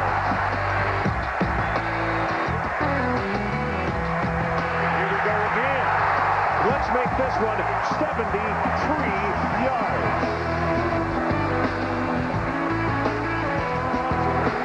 Big opening. Here goes the man we were talking about. Touchdown number 3 in the afternoon, 53 yards. They'll give it to him, and he will have the first down. He just broke the single-game rushing record in the history of Cornhusker football.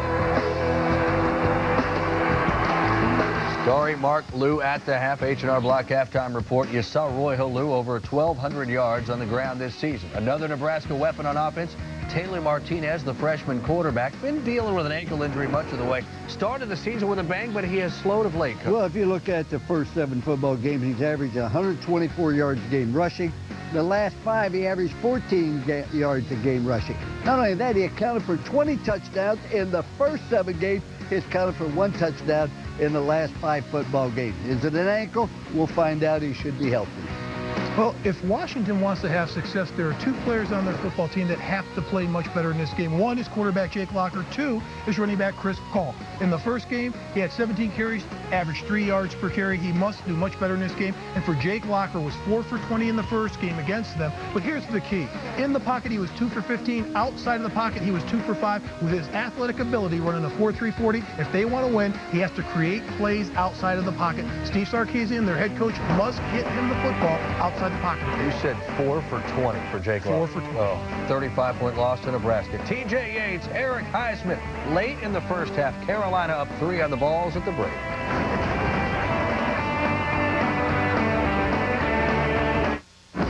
Welcome back to the H&R Block halftime report. 5 Ohio State Buckeyes, including quarterback Terrell Pryor and wide receiver DeVere Posey, tell head coach Jim Tressel they will come back to OSU next season. The coach said essentially, I'm not taking you to the Sugar Bowl unless you can tell me you will come back. Didn't want them to completely avoid any suspension, any punishment. Derek Rogers from Tyler Braid. That put Tennessee up momentarily, but Carolina with a nice 2-minute offense. They lead by 3. We're back.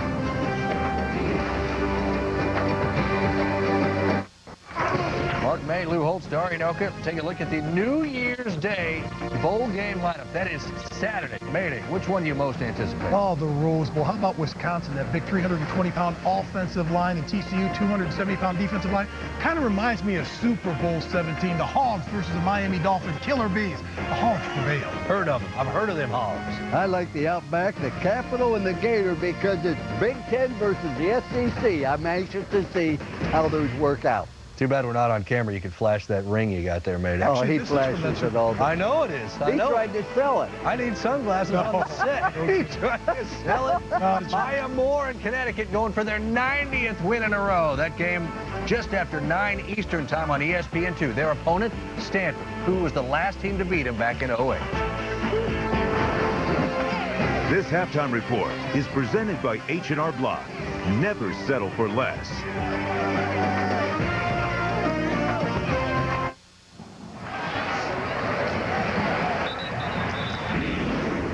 On the banks of the Cumberland River, welcome back to Nashville, Tennessee in the Franklin American Mortgage Music City Bowl as part of Capital One Bowl Week on ESPN. TJ Yates, the quarterback, got that live arm and showed it off towards the end of the first half of play, and the freshman quarterback, Bray, for Tennessee. Boy, it's been 4 wins in a row and counting. Mark Jones, Bob Davie, Kara Capuano down on the field joining us in just a few moments. Bob, coming into this game, we heard it was going to be a sellout, pretty much a home game for Tennessee. 2 pretty evenly matched teams. It's pretty much lived up to the billing, hasn't it? Yeah, I mean, this is what a bowl game's supposed to be. You know, there may be some cynics out there that, number one, say there's too many bowl games with 35. They may look at this and say, hey, 7-5 against 6-6. What are we talking about? But there's a lot of intrigue. I mean, both these teams, the 2 stories, coming back from big setbacks during the season. And then you've got these 2 young, 1 young quarterback, 1 old quarterback, and it's turned into a passing game. I mean, in that second quarter, North Carolina ran for 8 yards. Tennessee ran for 2 yards. It's all on these quarterbacks in the second half. Hey, let's take a look at our game track brought to you by Nationwide Insurance. A couple of big plays. The first one, the explosion by Sean Drone, a 58-yard scamper for the touchdown. He had 93 yards rushing in the first half. And Yates throwing a touchdown pass right there to Highsmith. And then the Tennessee freshman, Tyler Bray, 13-27 in the first half. To Rick Rogers, another freshman who says, yes, I got the belt right now. And North Carolina's going to have possession here to start the third quarter. Yates playing in the last 2 quarters of his collegiate career.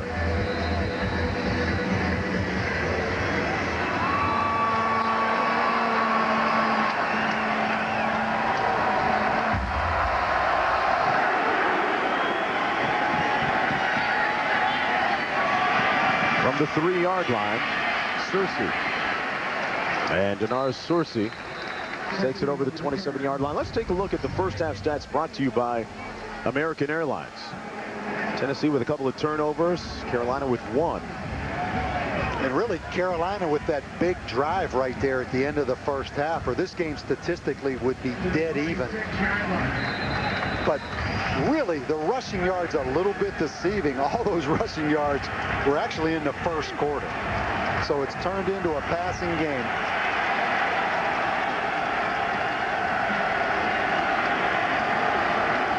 From the 26.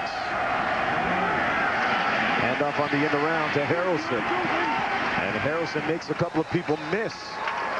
Taking out to the 37-yard line. That's good enough for a first down of 11 yards. Reves makes the stop, and we have an attendance record here. An LP record of 69,000 plus. Yeah, you see that one little pocket right over here of blue. Other than that, it's like being in Knoxville. Just 2.5 hours away. 1st and 10. Drone brought down from behind. That showed a nice burst across midfield and into Tennessee territory at the 48-yard line. Wagner makes the stop at a 14-yard gain. Yeah, good block by the center, Cam Holland, right there. And that's a gaping hole. Good patience again by Sean Drone to just let that hole open up. Hey, Drone with the second 100-yard rushing game of the season. A guy that, well, I guess he's the 4th on the 4 deep. Stepping up.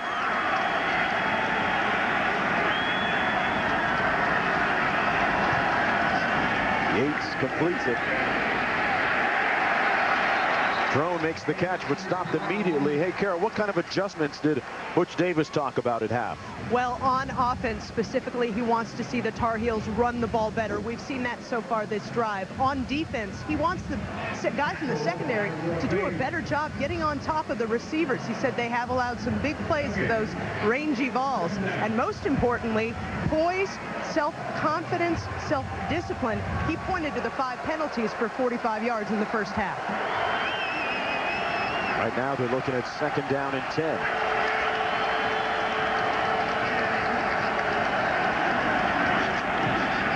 Butch Davis told Carey they want to run it better, and that time a gain of 3 on the ground by Sean Drone. You know, we've talked a lot about Butch Davis and the job he's done. But this assistant coaching staff at Carolina, John Shoup, the offensive coordinator, coached a long time in the NFL on the offensive side. Everett Withers on defense. You see John Shoup right there. Think of the players they have lost on offense. Kind of an ever-changing lineup. I tell you, the assistant coaches have risen to the challenge. They lost Greg Little, who's an NFL-type receiver. 3rd and 7. Yates incomplete behind his intended receiver, Nelson Hurst. And it's 4th and long coming up for North Carolina. Boy, TJ backpedaling a little bit out of there. Never really set his feet because of the pressure. Jaquez Smith, a freshman defensive lineman. TJ Yates would love to have that one back. Instead, C.J. Beagle's coming in to punt. He'll set up on his own 40-yard line, and Anthony Anderson standing on his own 10. 5th punt of the night for Beagles.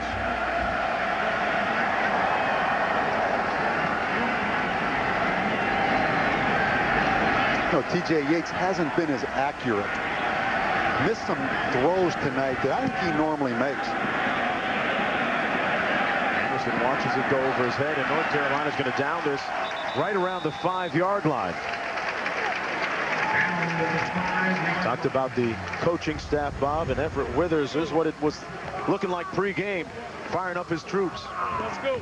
Can't imagine how many sessions he's been in one-on-one with defensive players. I mean, their defensive lineup coming into the season, I think they were 9th in the country last year in total defense. Without a doubt, if they would have kept their roster intact, would have been the best defense in the country this year. I mean, they lost 2 first-round draft choices, defensive linemen that never played it down. Everett Withers spent 6 seasons here at the Tennessee Titans. He has been a big part of this football team staying together. And Butch Davis was really effusive in his praise of his entire coaching staff and being able to help him hold things together during the times of crisis this year. I mean, they lost John Blake, the defensive line coach, after the LSU game. Now think of all the different dynamics that come with that. They not only lost players, they lost the coach. 1st and 10 for Tennessee, and they're going to run it. Out to the 13-yard line. That's Poole, and Kara has more on Everett Withers. Well, guys, I saw something I don't usually see waiting to talk to Coach Davis outside the Tar Heels locker room. Coach Withers actually left about 5 minutes before the rest of the assistant coaches to take the elevator up to the box. One of the guys said, "Hey, wait for us." And he said, "No, I just need to go think a minute." And he ran ahead of them just to have a moment to himself to get ready for the second half. It was interesting. 1 half to go, and never too late to gather your thoughts. 2nd and 2.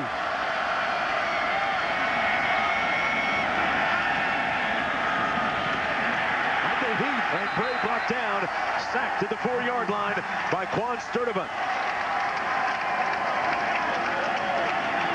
That's the 3rd sack of the year for him. Yeah, now we know why he got away by himself. He said, you know what? I'm going to bring Quan Sturdivant on that blitz. Again, a young offensive line. Carolina not really a big pressure defense. 3rd and long, 3rd and 10. A loss of 8 on that last play.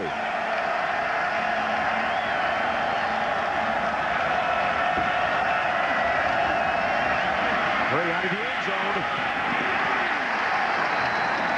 It's ruled complete right near the 1st down marker, and he gets the 1st down. Boy, Tyler Bray found Gerald Jones for a pickup of 13. You know, you hear the term pocket presence so much. Watch Bray step up in the pocket. Just avoids that outside rush right there if Dante Page must. You know, some guys, Mark, doesn't matter how athletic you are, they just feel things, and they have instincts of people around them. Kind of eyes in the back of their head. This guy is one of those guys. He feels that rush. Back to pass again. Incomplete, intended for Jones again. That time Jones met by Sturdivant. Boy, you think of Jones right there, who we're looking at on the screen, number 4, Bob. We saw him as a freshman. Remember the old, was it the G-gun formation? Yeah. It just really underscores the amount of changes that these players have seen. And like I said earlier, these seniors didn't sign up for this. They didn't sign up for coming to Tennessee playing for 3 different head coaches, 3 different strength coaches, 3 different philosophies. So, yeah, Gerald Jones has seen it all. 2nd and 10. He completes it to Stocker. And Stocker knocked out of bounds. And what a week it's been for Luke Stocker. The 6'6" senior actually had the courage to ask his head coach, Derek Dooley, Bob, Coach, how do you feel about pushing practice back a little bit so I could get married? Got married Friday before last. What time did he get married? I don't know who planned that. If you're going to put that story out now, I want details. You got to know that there's details down to the last T. You got to know that there's a bowl game out there somewhere. Pass complete to Jones, and Jones makes the catch at the 36. Hey, I got a picture of Vince Dooley sitting at home right now watching this game saying, hey, it's an aerial circus. I mean, there's not even a sniff of running that football. You know, Vince was the guy now. He liked that big-eye tailback. Run that football downhill, but you have to love Derek Dooley. He wants to run the football more. But they are not geared right now to do that. And, I mean, they're throwing it every down. Gain of 11 on the play, 1st and 10. Play fake at Bray. Plenty of time, and wisely throws it away. So is Vince Dooley sitting at home in that couch you were talking about, saying, can the quarterback run? Is he still asking that question? Yeah, I saw him. I told that story to Derek this week, but I saw Vince Dooley on the field before the Georgia Tech game just a couple weeks ago, the last game of the year. And that's the day Tennessee had beat Kentucky to end up 6-6. And I said, Vince, it looks like Derek has found himself a quarterback in Tyler Bray. And he said, yeah, but the kid can't run a lick. And Derek kind of laughed at that and said, well, he threw for 350 yards. But no question, Vince Dooley likes to run that football now. 2nd down and 10. Pass complete. But that was Rogers that stepped out of bounds prior to getting the 1st down. Gain of about 4 on the play. Zach Rogers, another one of those young players. This one a sophomore. 3rd and 6 coming up for the Volunteers. Battle between a couple of teams, border rivals that haven't played since 1961. Big tight end Luke Stocker flexed out right here.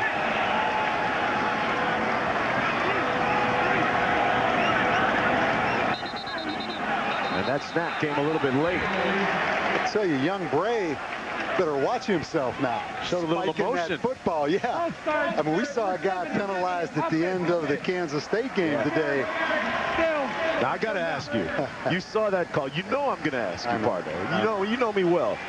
What would you have done if you were that official? I mean, it ended up costing them the game. It was a big factor. At the very Truthfully, least. I think right there in that situation, I would have warned the kids sternly that, you know, I could have called it right there. Just the last play like that in a bowl game. It's one of the things I change in sports because I, perused that article in ESPN, the magazine. Yeah, but you want to let it get out of control. I'm saying just a one-time deal. Well, an offensive line couldn't protect Bray that time, and they sacked the quarterback. Page Moss lost his hat on the play. Well, we had Dante Page Moss from the outside, and we had Quentin Coples from the inside. Both helmets are off. Wow. Page Moss took a hit from his teammate. Yeah, Page Moss and Coples met at the quarterback. Page Moss didn't have his helmet on when he got hit. He'll have a bump on his head. Yeah, you see it right there. He got hit. And when you watch Carolina, you see why the expectations, because you're looking right now, Dante Page Moss, Quentin Coples, they're NFL caliber defensive linemen. That's a nasty shot right there. But you add in Marvin Austin, Robert Quinn, that's two more probably first-round defensive linemen. Yeah, you add in that, and all of a sudden that 7-5 is maybe a 9-3. And I'll tell you what, for Page Moss, he'll pick up a half a sack or maybe a whole one, giving him 6.5 on the season. It's Coples. I'm going to donate my half to him for taking that hit. Back after this. College football in high definition is presented by Vizio.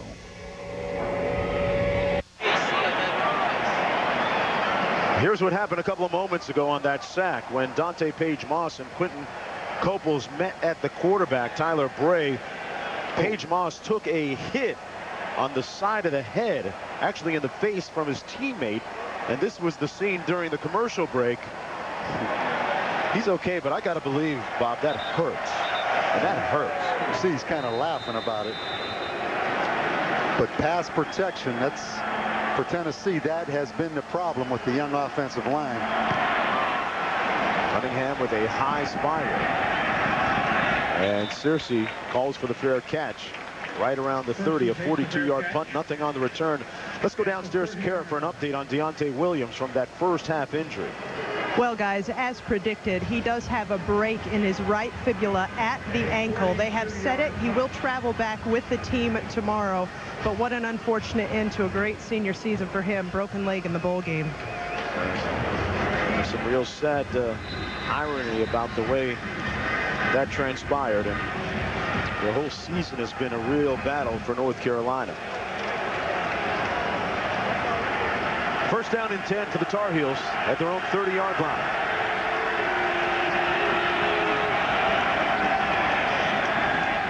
Yates under heat and sacked back at the 22. Gerald Williams, the 6'3" senior, coming off the edge to make the tackle. Yeah, great effort by Gerald Williams. Watch him come all the way around from the outside. TJ Yates held onto the football a little long, tried to spin back out. But very good effort by the senior, Gerald Williams. Pass protection starting to break down for both teams right now. Loss of 8 on the sack.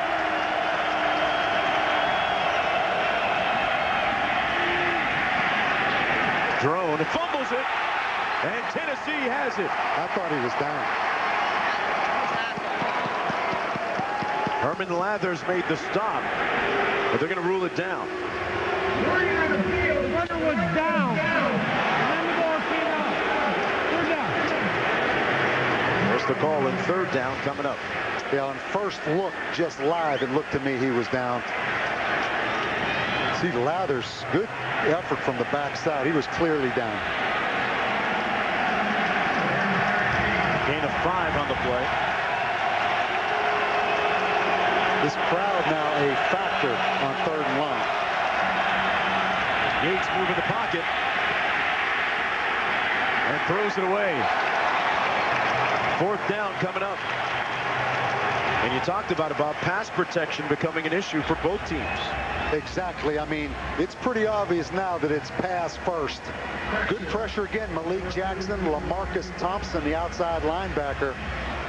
And that's why the running game.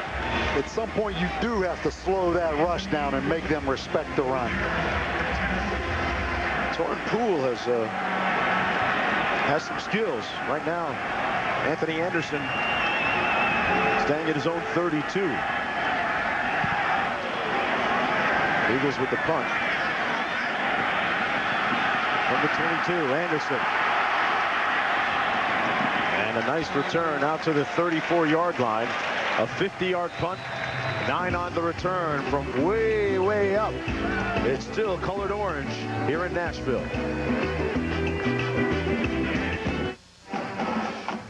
ESPN College Football, the Franklin American Mortgage Music City Bowl, is brought to you by Franklin American Mortgage Company. Let our service guide you home. BMW, the ultimate driving machine. And the Capital One Venture Card. What's in your wallet?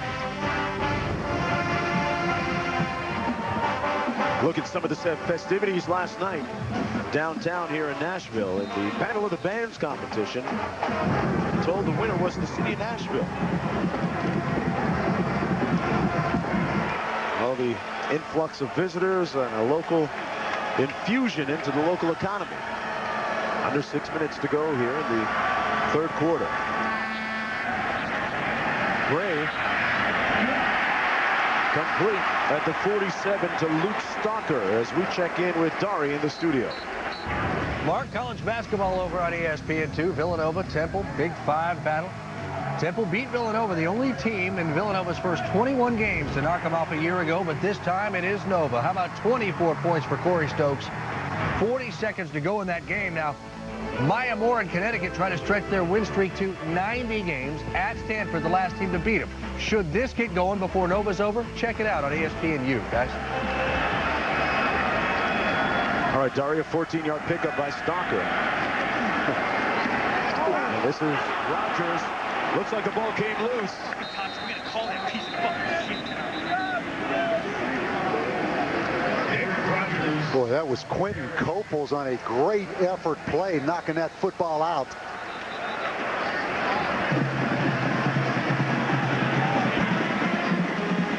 We got Denarius Moore holding his leg coming out of the back. Yeah, they come with the reverse again to the freshman Derek Rogers. Look at that hit by Copels. Watch this on the backside. Bang! I mean, that football clearly out. And Denarius Moore, who's had a quiet night tonight, comes up with the biggest play of the night for him. Loss of 3, and look who's back in the ballgame along with Quentin Copels, Dante Page-Moss.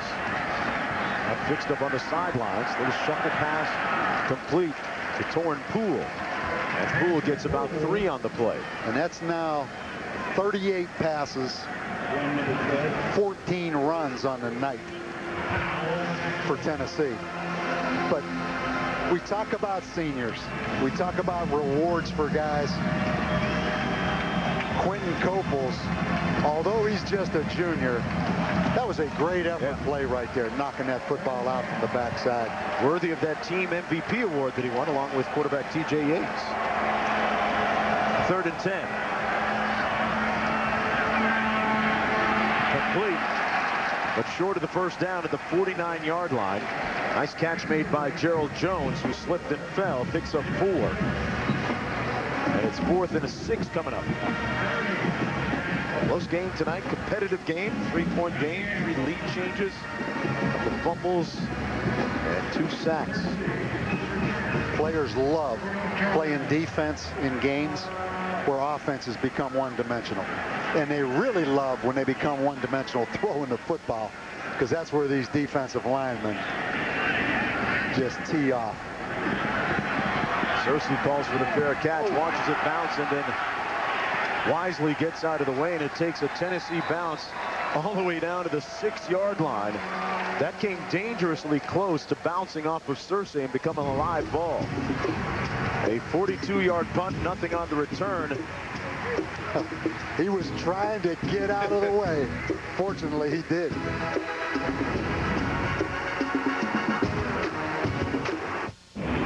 You're watching ESPN's presentation of Capital One Bowl Week. North Carolina leading Tennessee 17-14. The 13th edition of the Franklin American Mortgage Music City Bowl here from Nashville. Well, Friday, Capital One Bowl Week continues on ESPN. 3 games in all. At noon, South Florida taking on Clemson in the Meineke Car Care Bowl. Then at 3:30, it's Georgia against Central Florida in the AutoZone Liberty Bowl. And at 7:30, South Carolina takes on Florida State in the Chick-fil-A Bowl. Capital One Bowl Week on ESPN on Friday. And North Carolina with its worst starting field position of the night.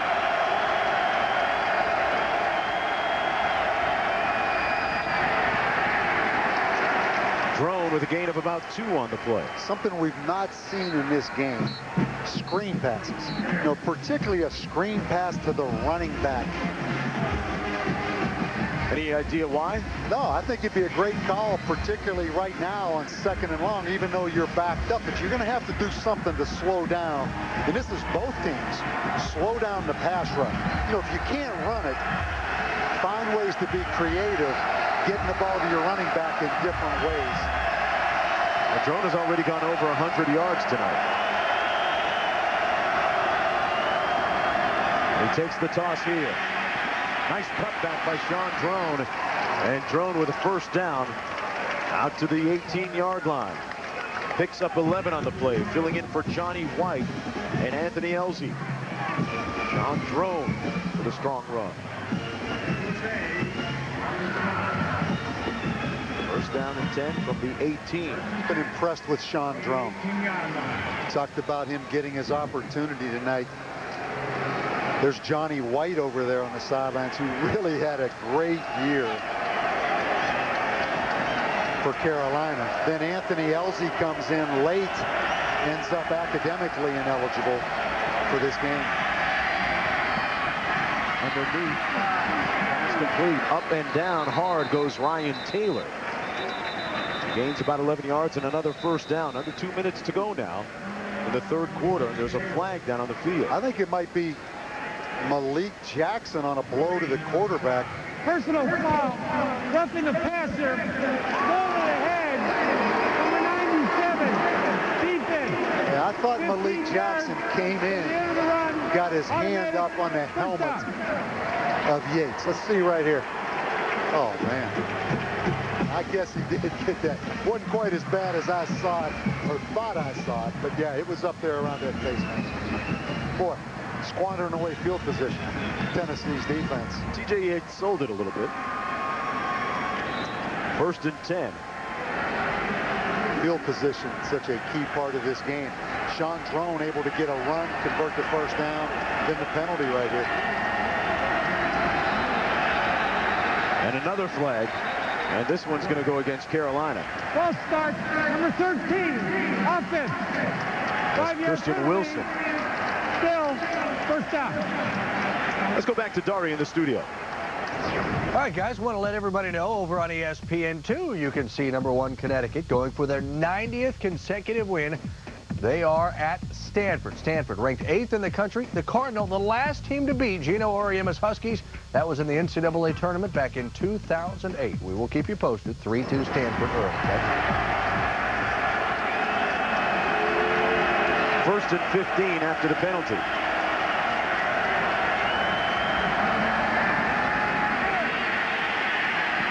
Yates fires low at the 43, and it's incomplete. Intended for Dwight Jones.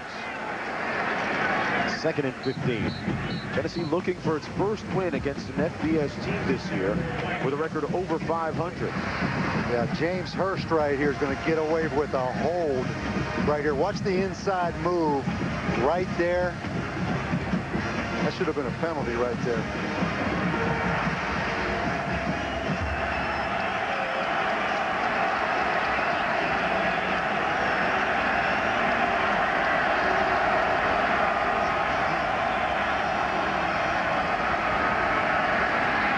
Yates completes it over the middle at the 44. That's Drone as a receiver this time. And hey, New Year's night, ESPN delivers the Tostitos Fiesta Bowl as Connecticut Huskies take on the Bowl people and make their first appearance in a BCS Bowl game. They take on Oklahoma and one of the most explosive offenses in college football. The Tostitos Fiesta Bowl on ESPN New Year's Day at 8:30 Eastern Time. He's really been quiet tonight. Number 83, Dwight Jones. You're going to see him up at the top of the field. Yates with time, steps up. Fires complete at the 45-yard line. That's Ryan Taylor, who picks up 11. A great job by TJ Yates. You talk about stepping up in the pocket. Tennessee with great speed outside rushers. He stepped up and delivered to that football to Ryan Taylor. Big third down conversion. The offensive coordinator, Coach Shoup, says that TJ Yates physically is one of the best he's ever seen with respect to not having to panic and showing some great skills. Well, he's had a bunch of snaps in his career. It's going to come down to one last fourth quarter to see if he can finish out on a positive. In the shadows of the Grand Ole Opry, a scoreless third quarter after a few fireworks in the first half. 15 minutes to go.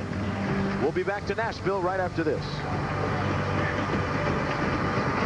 The 2011 Discover Orange Bowl, Monday on ESPN.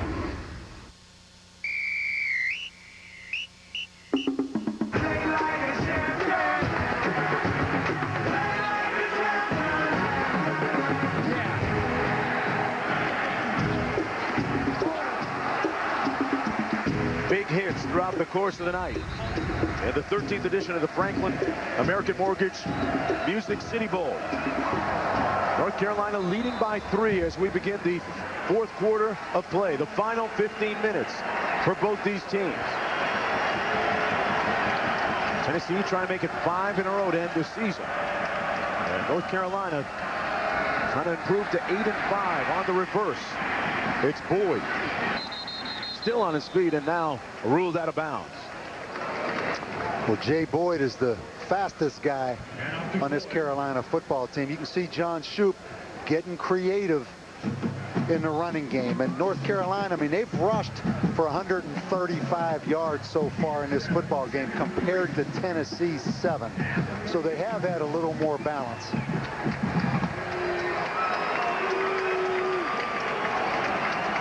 From the 38.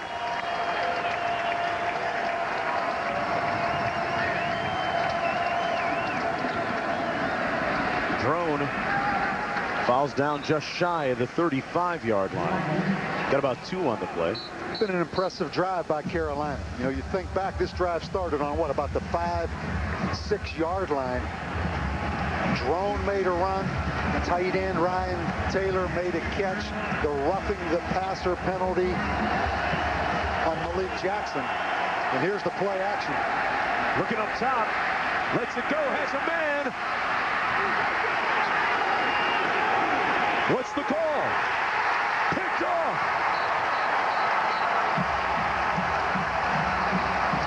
Jansen Jackson, he missed the tackle on the first series of the game, but he's come back and competed. He just out-competed Eric Seismith, number 88.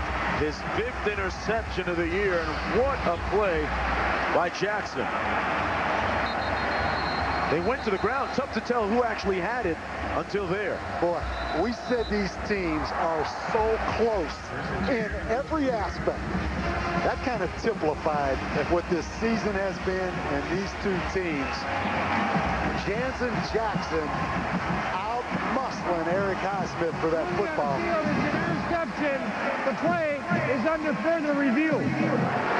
And, you know, Jackson, a big story for Tennessee. You know, after they wrote the final exams a couple of weeks ago, he had to return home to Louisiana to resolve some personal issues. And it still remains an issue as to what the nature of it is, but they decided they're going to keep it in the family. Play under review right now. Oh, he's got it. Yeah. Yeah, he was. I guess the question, did he have possession of that football right there before he went out of bounds? I think he does. The other angle showed that he actually did have it.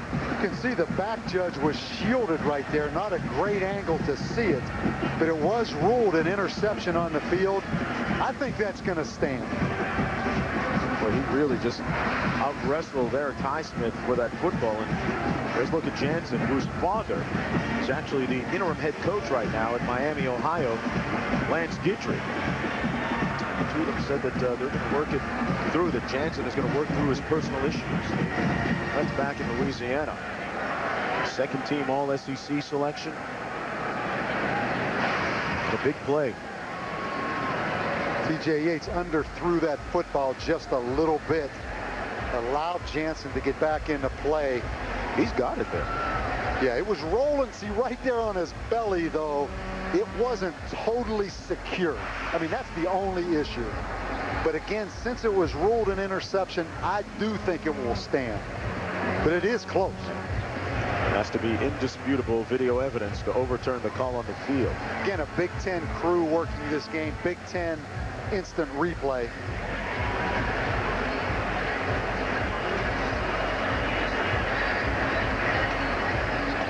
Mark, I think these two teams could play 10 times. I think it would be 5-5. Now, you add the 35 players that North Carolina has lost in some way or another during the course of the season. You could see why North Carolina, this was the year. Yeah. And the expectation, you know, they played in the Chick-fil-A against LSU because of those high expectations. They were picked to play in that football game. But I'll tell you, the guys that are left standing from Carolina are still talented, and they have shown a lot of heart. If it stands, it's the 8th. Review. The ruling is confirmed. It is a touchback. First and 10. That's the first interception thrown by TJ Yates in his last 89 passes.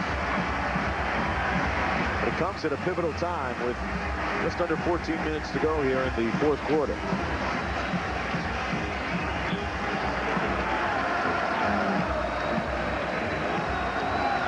You have to credit Tennessee's defense. I mean, Carolina's made some plays, but they've hung in there and allowed this young offense that really only has 227 yards tonight to get another opportunity.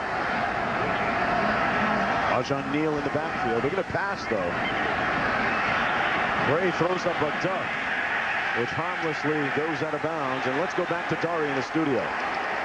Guys, we're going to continue to track UConn's 90-game winning streak, going for 91 at Stanford, and the Cardinal came out on fire. 4 of 5 from downtown. Lindy LaRock, 6 points. Stanford was up 13, currently up 9 on the Huskies, 11.5 to go on ESPN2.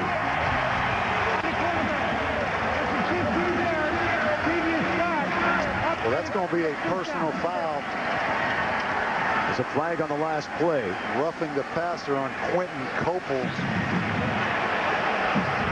Little double move. Helmet to helmet. It's been one of the emphasis all year long in college football. And there isn't any question that defensive players have to change their aiming point, and they have to think about it. North Carolina with 7 penalties for a total of 65 yards. Neal on the handoff. Rajon Neal brought down at about the 39. That's Gene a Robinson. good call. That's a gain of 5.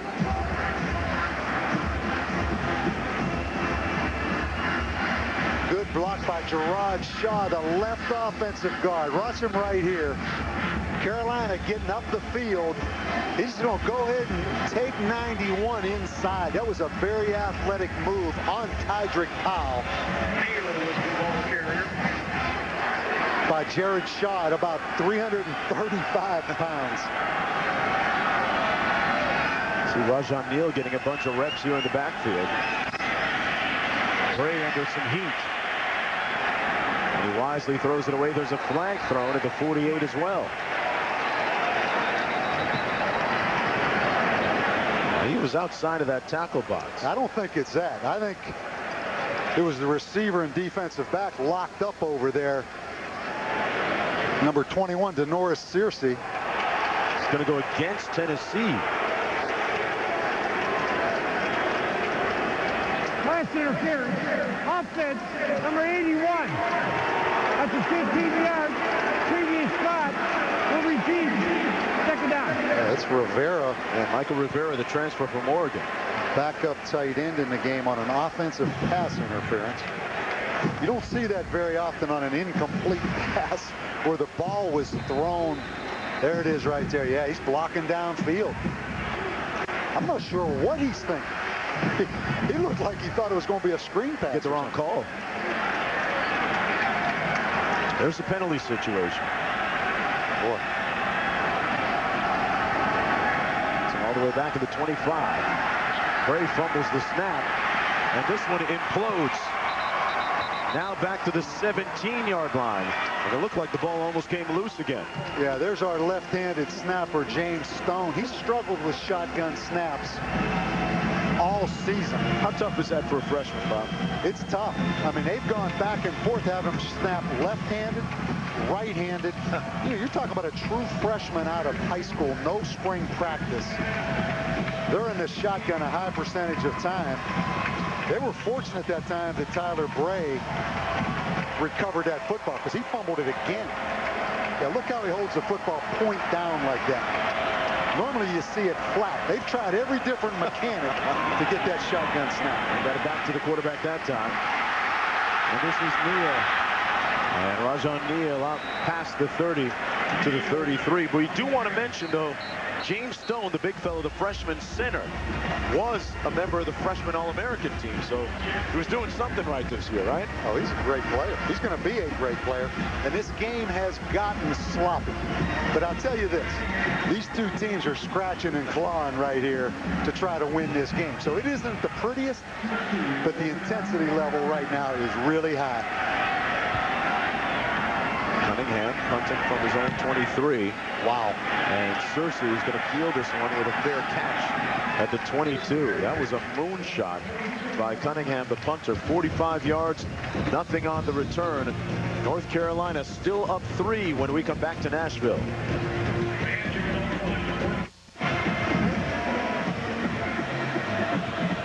Welcome back to Nashville, and now let's take a look at the Capital One Bowl on January 1st with an intriguing matchup here. Alabama out of the SEC against Michigan State in the Big Ten, and Saban 0-3 in bowls as Michigan State's head coach when he was there, facing his old school. What a year it's been for Coach D'Antonio. It really has. And, you know, Alabama, you see them ranked 16th right there. In a one-game deal, I would take Alabama, honestly, against anybody. With that talent, that senior quarterback, Mark Ingram, Julio Jones, the receiver, you know they're going to be well prepared on defense. You're thinking about that Auburn-Alabama game. No question. I'd put Alabama right in the mix with Auburn or Oregon in that national championship game. That's how talented I think Alabama is. You know, this game, because you don't have a running game, that's why it's gotten so sloppy. Interesting. You know, normally when things start breaking down, you hand the ball off a little bit, let things settle back down. There's nowhere to settle because neither team can throw the football. Tennessee with 20 rushing yards in this game tonight. Wow. Sean Drone right there, number 20, has gone for over 100, has the long touchdown run from the first half, but been kind of much quiet since. 1st and 15 after the penalty.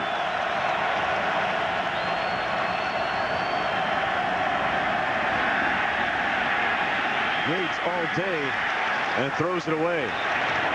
Drone got caught up in traffic, it appeared.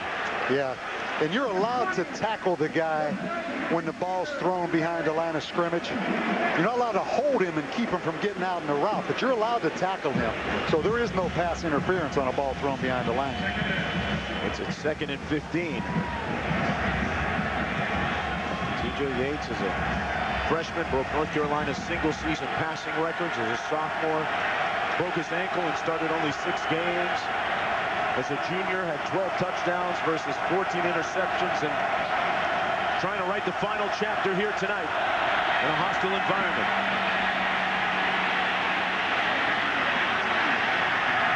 Throws it high and incomplete. Intended for Drone. And it's 3rd and 15. Tennessee players thinking what could have been. They almost had themselves a pick. What almost looked like Brent Brewer. No question. That's what he's thinking. He went for the big hit, went for the tackle.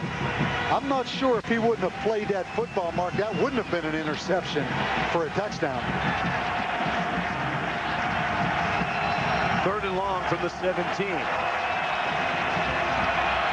Told you it was a home game pretty much for Tennessee. We have seen a lot of 3rd and longs in this second half.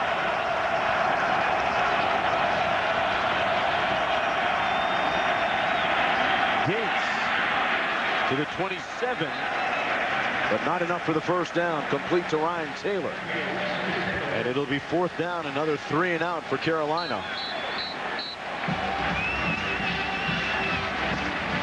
That drive got off to a poor beginning.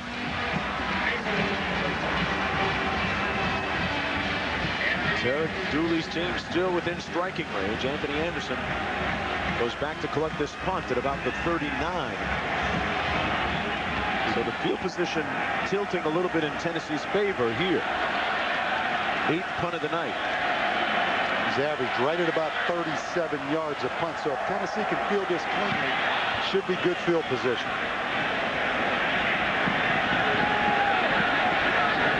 Takes a little bit of a Carolina bounce.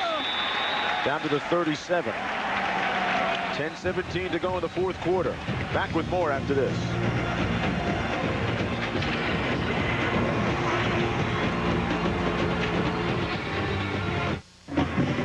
ESPN College Football, the Franklin American Mortgage Music City Bowl is brought to you by Franklin American Mortgage Company. Let our service guide you home. Bridgestone, for drivers who want to get the most out of their cars, it's Bridgestone or nothing. And Discover, it pays to discover, official card of the Bowl Championship Series. Under the lights at LP Field, Tennessee with the ball, but down by 3. Mark Jones, Bob Davie. Bob, there was a philosophical change when Tyler Bray became quarterback at Tennessee. Have they lost their ability to run the football? Why aren't they? No, I think it's this. I mean, they have 3 freshman offensive linemen, true freshmen. One of those guys was an early enrollee for spring football, but you have to take your pick. With no spring football, seriously, and the amount of practice time you have being limited, you can only get good at one thing. And I think they've made the decision. They're going to take all their reps, all their time in practice, Mark, and they're going to work on the passing game. So I think it's more to do with that young offensive line just trying to get good at something and spending most of their time on pass protection. Plus, their wide receivers are their most dynamic players, but it all starts up front. Again, to put it in perspective, when you have 3 true freshmen starting on the offensive line, there they are right there.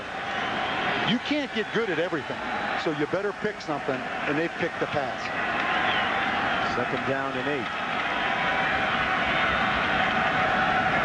Bray passes complete, and they were 1 shoelace tackle away from a touchdown. Let's go back to Dari. Mark, watching over on ESPN2, Stanford leads Connecticut 30-19. Connecticut going for a 91st straight win. Stanford, the last team that beat them. Stanford had a 13-point lead. That is the largest deficit Connecticut has faced in their last 91 games. Bo Pelini in Nebraska getting set for the Bridgepoint Education Holiday Bowl against Washington. We're about a half hour from kick in San Diego. And Jake Locker going to be closing out his career in that game. Bray, meanwhile, completing his career-high 21st pass. Make that 22 as Denarius Moore. And another Tennessee first down at the 32 off the 16-yard pickup. Yeah, and Denarius Moore heating up. I said earlier, the last 4 games of the season, of all the receivers in the country, Denarius Moore is playing as good as anybody. Not a big guy, but look at the effort. Another senior that's been through 3 coaches trying to finish this thing out with a big win. I mean, I love what these kids are bringing to the table right here. 1st and 10. Bray off the play action. Finds Neal. And Neal is tackled at about the 27. We talk about Tyler Bray playing on instincts right now. He's not well oiled. Watch the delivery off balance right here on this throw. I mean, that's just raw talent. I'm going to kid Jim Chaney, the offensive coordinator. Just don't overcoach him, right? You're going to coach him hard. All of a sudden, you'll screw him up, man. Let him let it rip. 2nd and 3, they hand it off. And that's Rajon Neal. Close to the 1st down. Looks like he got it. Interesting, Bob, that they've changed things up and gone with Neal more so than Poole. Yeah.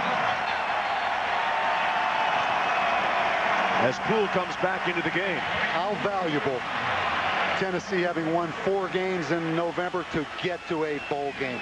Mark, how else could you simulate this kind of experience for all these freshmen, plus the momentum it could give you if you come out of here with a win? Great turnaround. It started in the month of November. 7.5 minutes to go. Bray, that time sacked back at the 31 by Zach Brown and Quentin Coples. 2 key cogs defensively tonight for Carolina come up with a huge play. Yeah, Zach Brown, the speed linebacker, rushing upfield, getting his start tonight because Bruce Carter's not starting because of injury. And Quentin Coples, hey, if you're Butch Davis, Quentin Coples, a junior, you better talk to him about staying, because I'm telling you something, if I'm an NFL scout or coach watching this game, this kid's a player. 4th sack tonight for North Carolina. Rajon Neal back in the backfield. 2nd and 19. Neal with the carry and nowhere to go. That defense seeking him out and bringing him down at the 30. It was Dante Page-Moss who was bandaged up and got back into the game. Well, New Year's Eve will actually begin the official start of the year of the quarterback. And it'll be rung in with a live show from San Diego. The show will include a look back at the quarterback position in 2010, look ahead to 2011. There'll be a sneak peek at the Tim Tebow documentary, as well as interviews with current NFL quarterbacks and a sports science feature, which will give a new perspective on the position. New Year's Eve beginning at 11 Eastern. If you're Tyler Bray, don't take a sack, don't turn it over, because your kicker, Daniel Lincoln, he's 5 for 5 from 40 to 49. Bray complete. Moore. 1st and goal, Tennessee.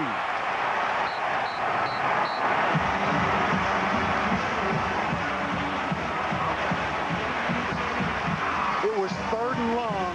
Watch how soft Carolina plays. Look at the corner retreating in a soft cover 2. They just hit the little slant to Denarius Moore. He breaks the tackle of the free safety.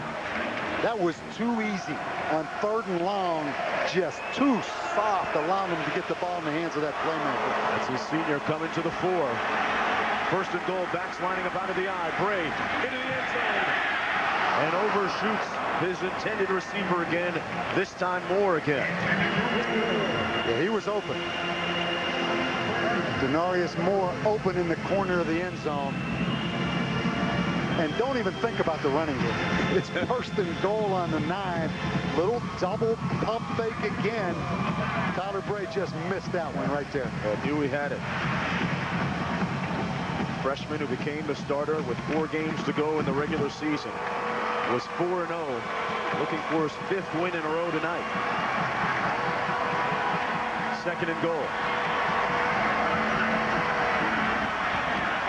Play fake. Touchdown! Hunter.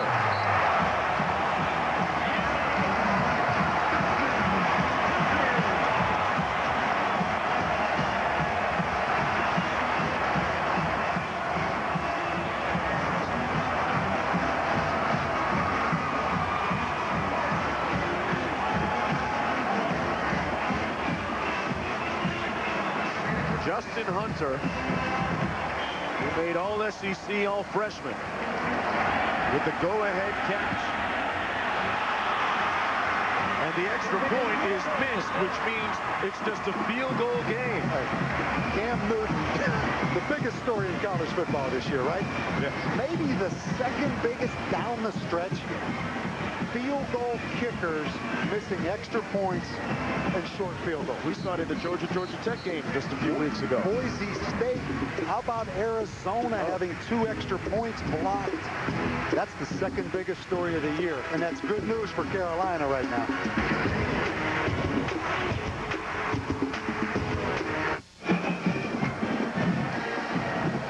One more look at that touchdown pass from Tyler Bray to another freshman, Justin Hunter. Yeah, good job of Tyler Bray right there, really going to his second read. It was obvious he wanted to throw the ball out to the front side. The talented freshman. Extra point, I'm not sure Daniel Lincoln just flat kicked that low, but it did look like Tydrick Powell, number 91, got up there and hit it with his right hand. But it looked like the trajectory of that ball was low from the very beginning. Back to Bray. That was his 3rd touchdown pass today. And a real coming out party again for Bray. But the margin now just 3 points. Searcy on the kick return. Out to the 26. Let's go down to Kara. Well, we keep hearing about how calm and collected Tyler Bray is, but before that last offensive drive, an emotional, passionate showing on the sideline, rallying the troops. They score, and just now, guys, I witnessed him walk up to the entire offensive line and say, it's time. We've got to play smart. We've got to finish this. Coach Dooley came back to the offense and said, we get the ball back. We're going to score. We need to win this game. It was really exciting to witness firsthand. And he's really grown up and clutch on that last drive. You remember at the end of the first half, Tennessee scored. T.J. Yates took Carolina right down the field. There's Drone on the run. Out to the 30-yard line. Picks up 4 on the play. 5 minutes to go. Carolina with a full complement of 3 timeouts. Tennessee also with 3 timeouts. Yeah, T.J. Yates, 44 starts.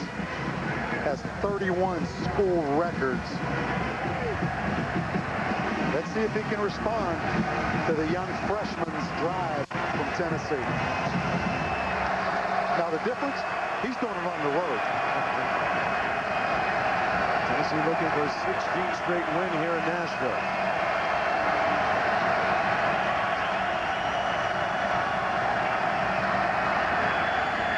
Yates complete in the flat. And a nice move by Drone.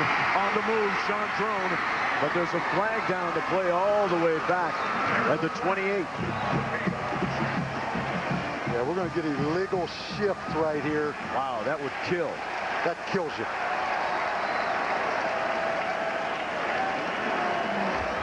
Illegal shift. They had 2 players moving on the offense. 5-yard penalty will repeat. Second down.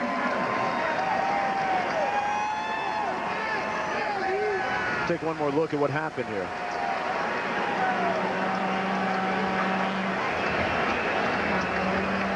Yeah, I don't think the fullback ever got set. Looked to me like the fullback, Curtis Boyd, that time was moving as that ball was snapped. Well, Drone made a great catch and run after the catch. Under 4 minutes to go.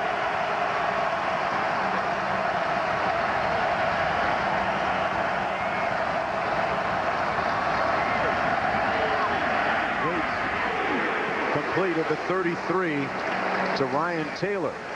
They're going to start thinking about perhaps getting in field goal range for Casey Bart. 8-yard pickup on the play. Or just getting the first down, period. 3.5 to go. 3 timeouts remaining as well for Carolina.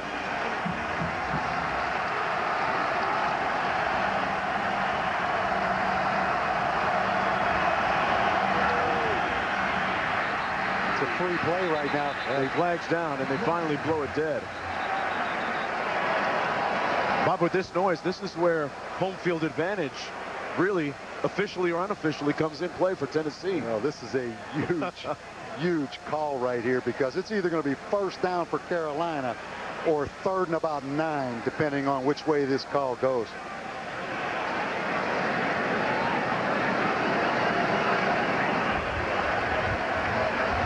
The defense was in the neutral zone, offside, and then the offense reacted.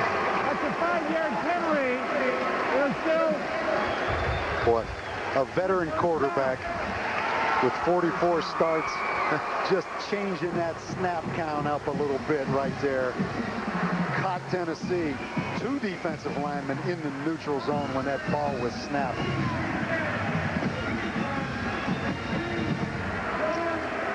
You see North Carolina's proficiency away from Chapel Hill this year, 4-1 on the road, and you can call this a neutral site game, but it's really a home game for Tennessee. Subsequently, a road game for Carolina. Time not at all the issue with 3 timeouts for Carolina. It's all about just execution right here. Yates with plenty of time. Got away from 1. Catch and a first down at the 48-yard line by Dwight Jones, who's been conspicuous by his silence tonight. Yeah, and we got a late flag over there on that Tennessee sideline. Jones came up out of the pile without his hat. Again, T.J. Yates keeping that play alive, scrambling to his left. Found Dwight Jones. Let's see what this call is. Number 83 of North Carolina stepped out of bounds and then was first to touch the ball. There is no yardage. The penalty is loss of down, 2nd down. So it's incomplete. They're saying he went out of bounds to make the catch. Well, he went out of bounds and then came back in and was the first one to touch the football. You see right there, Tennessee's coaches saw that. He was out of bounds, came back in, and right there, you see the staff. If we run that back, see the assistant coach right here, he's helping that Big Ten official. And also a loss of down on the play. No doubt about this one, complete. Back to Jones, and Jones takes it all the way for the first down and then some. Stops the clock with 2:29 to go. Dwight Jones,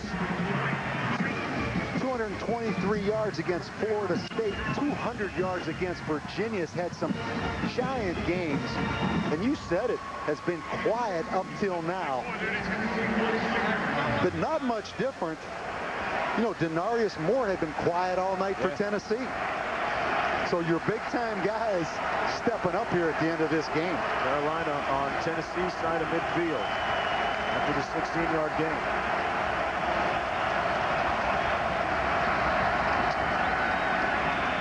Yates throws it incomplete, and a flag. They're going to get him for grounding. Yeah, I don't think the ball crossed the line of scrimmage, which is going to be intentional grounding. Malik Jackson and Gerald Williams there for the pressure. Intentional grounding. In the first team of the offense, the ball did not make it beyond the line of scrimmage. It's a spot foul, loss of down, 2nd down. That's 2 loss of downs on this drive, but again, yeah, that football was not thrown beyond the original line of scrimmage, and man, that is a big, big penalty. Moves it all the way back to the 37. Did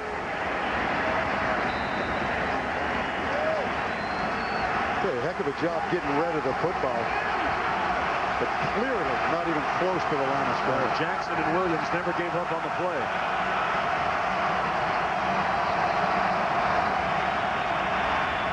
Quick slant, complete. Out to the 44-yard line. That's Jones again with a catch. Friday, Capital One Bowl Week continues. 3 games on ESPN at noon. South Florida takes on Clemson in the Meineke Car Care Bowl. Then at 3:30, Georgia takes on Central Florida in the AutoZone Liberty Bowl. And at 7:30, South Carolina takes on Florida State in the Chick-fil-A Bowl, Capital One Bowl Week, on ESPN on Friday. So it's 3rd down and long coming up for North Carolina. They trail by 3 points. What do you do here if you're Butch Davis? What do you call it? Well, first of all, you're going for it on 4th down. So you have 2 downs to make 20 yards. And the big receiver, number 83, is hot right now. I would get the football in his hands. If I'm Tennessee, no penalties. Do not give them the 1st down with a pass interference or a late hit on the quarterback. So it's 3rd down and 20. You have 2 downs to make it if you're Carolina. If you're Tennessee, make them execute. Don't have a silly penalty.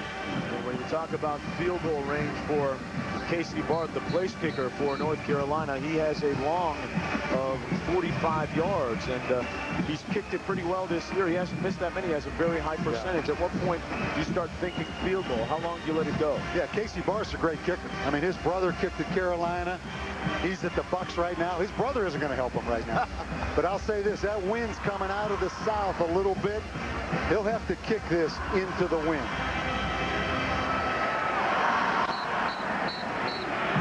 TJ Yates on 3rd down, 4 of 11 tonight. Looking at a 3rd and 20 here. You have to think Dwight Jones at 6'4", number 83, Carolina's best receiver. 1:47 to play. As you mentioned, it's 2-down territory here. 4-down territory. If you're Tennessee, keep TJ Yates in that pocket. Do not let him scramble. He has broken contained several times tonight, which have resulted in big plays. If you're a defensive end, keep him between the tackles. Incomplete. Reversed.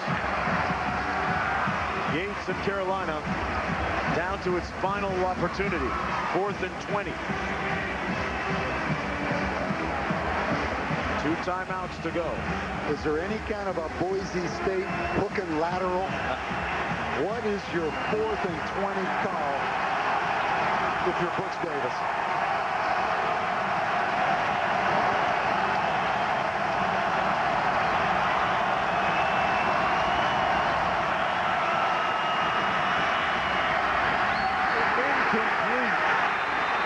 It was in and out of the hands of Jones.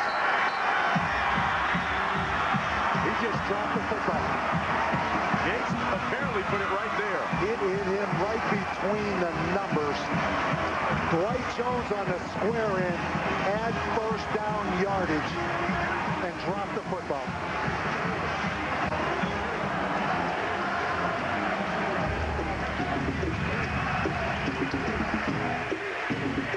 Wow. Hit him between the 8 and the 3. If you're Yates, you couldn't ask for a better chance. It looked like he didn't expect that football. He was a little late reacting.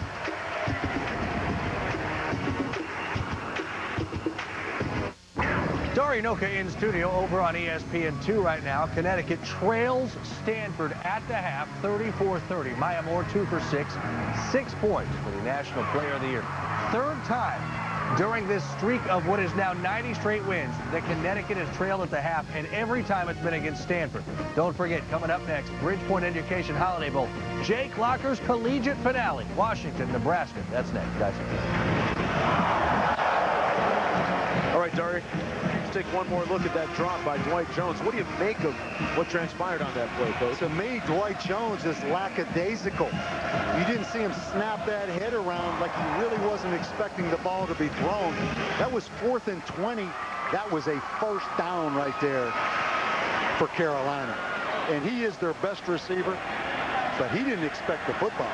Ajon Neal dotting the I. He gets the carry, the freshman. They're going to try and strip this loose, but he knows that too. An opportunity lost on the drop by Jones. And Tyler Bray, by contrast, has been cash money today for Tennessee. Well, career high attempts, 42. career-high completions, 25.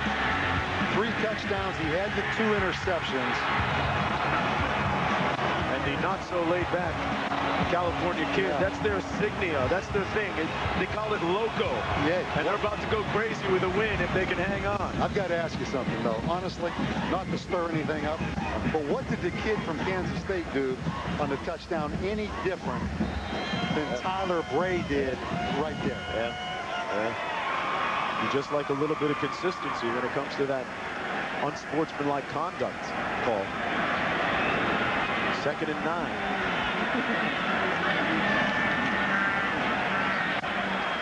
That's Neal again, brought down immediately by Zach Brown, and Carolina with 1 timeout remaining. And they use it. So Tennessee is going to have to get a first down here with 1:26 to go. Well, I mentioned earlier about, for Derek Dooley, tangible evidence that your plan works. If you can come out of here having won 5 straight games, you have a winning season. That's pretty good evidence. And Bob, people were questioning those 4 wins in a row against maybe not the highest level of competition. This would be their first win against an FBS team with a winning record. So there's some credibility and a potential victory here in the next 1:26 if Tennessee can hang on. And you know what? None of that matters. It's 5 straight wins. It's a winning record. And you have momentum on your side with some young talent that everybody in the country sees. 3rd and 12. 2 tight ends and an I formation. Neal runs it to the 45. Gains about 2 on the play. And North Carolina unable to stop the clock now. Here's what's coming up next. The Bridgepoint Education Holiday Bowl featuring Nebraska against Jake Locker's Washington Huskies. Well, it's 4th down here. Chad Cunningham has had 3 punts blocked in his career. Slow get-off time tonight. We've had him at about 2.4 seconds. Obviously, he'll have one thing right now as a goal, just get that football off. They saw that Giants-Eagles game, right? I don't want to bring it up. Exactly.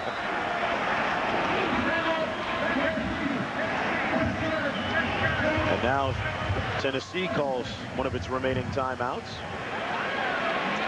And a good time now for our Capital One player of the game.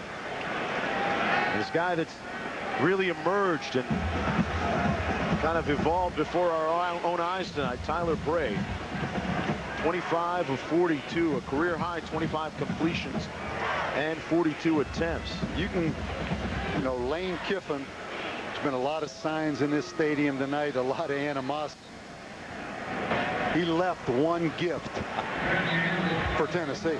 He recruited wasn't all bad. Tyler Bray now. Because I think he has a chance to be a star. He wasn't all that laid back tonight. He became a little bit more vocal on the sidelines.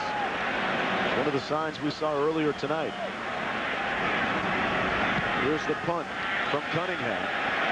He'll go into the end zone and come right back out. Is that what you want, Bob? I mean, yeah. you just get that football okay. off. That's what happened with the Eagles and the Giants. Okay. You try to get a little too cute. You try to get a little too greedy and talk about field position. In this situation, just get that football off because Carolina has no timeouts. They got 31 seconds to go. And they're 80 yards away.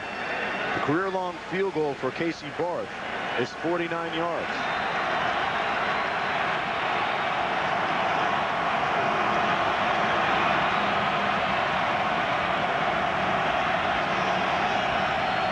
First and 10. Yates downfield. Open is right. We got a penalty. And a flag. That's going to be a launch on the reception. Yeah. Big catch by Harrelson. Great catch, and then Jansen Jackson came in, and the officials ruled he led with his helmet. He launched himself at him. No question. Personal foul. Wow. Unnecessary roughness. That's going to tag a bunch more yardage on. There's the launch. And the first point is how Todd Harrelson came that open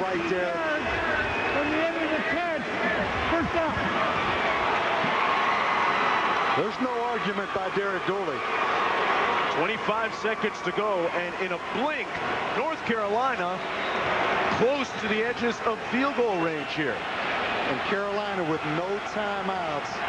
Tennessee's offsides there. Pass complete. The 31, there's a flag down on the far side of the field. Things unraveling a little bit here for Tennessee. With 14 seconds to go, Jones, who dropped it earlier, made the catch this time.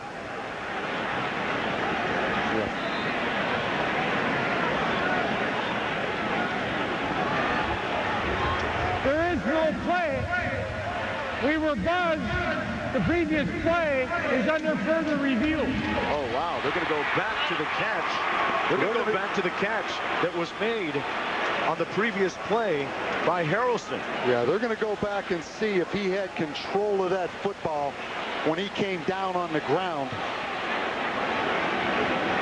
And Butch Davis. But you know what? If you're Butch Davis right now, he's doing a great job coaching. You can't control this replay. Let's see if he had possession right here.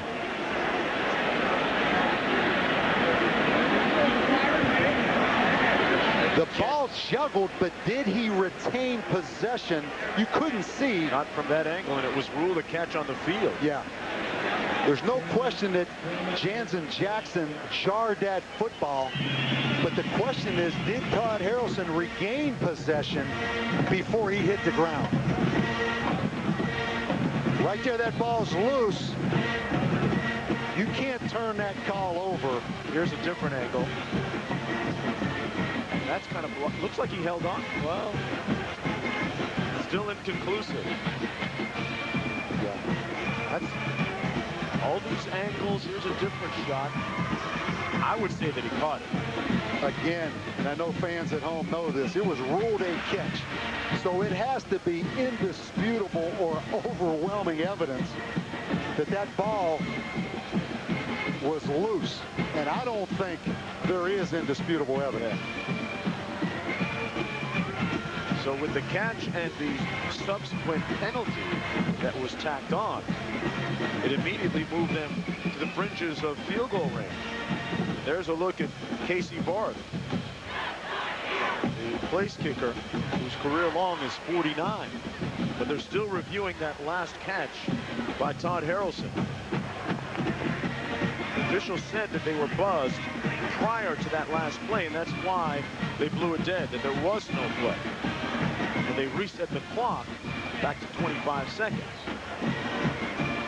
Isn't it appropriate?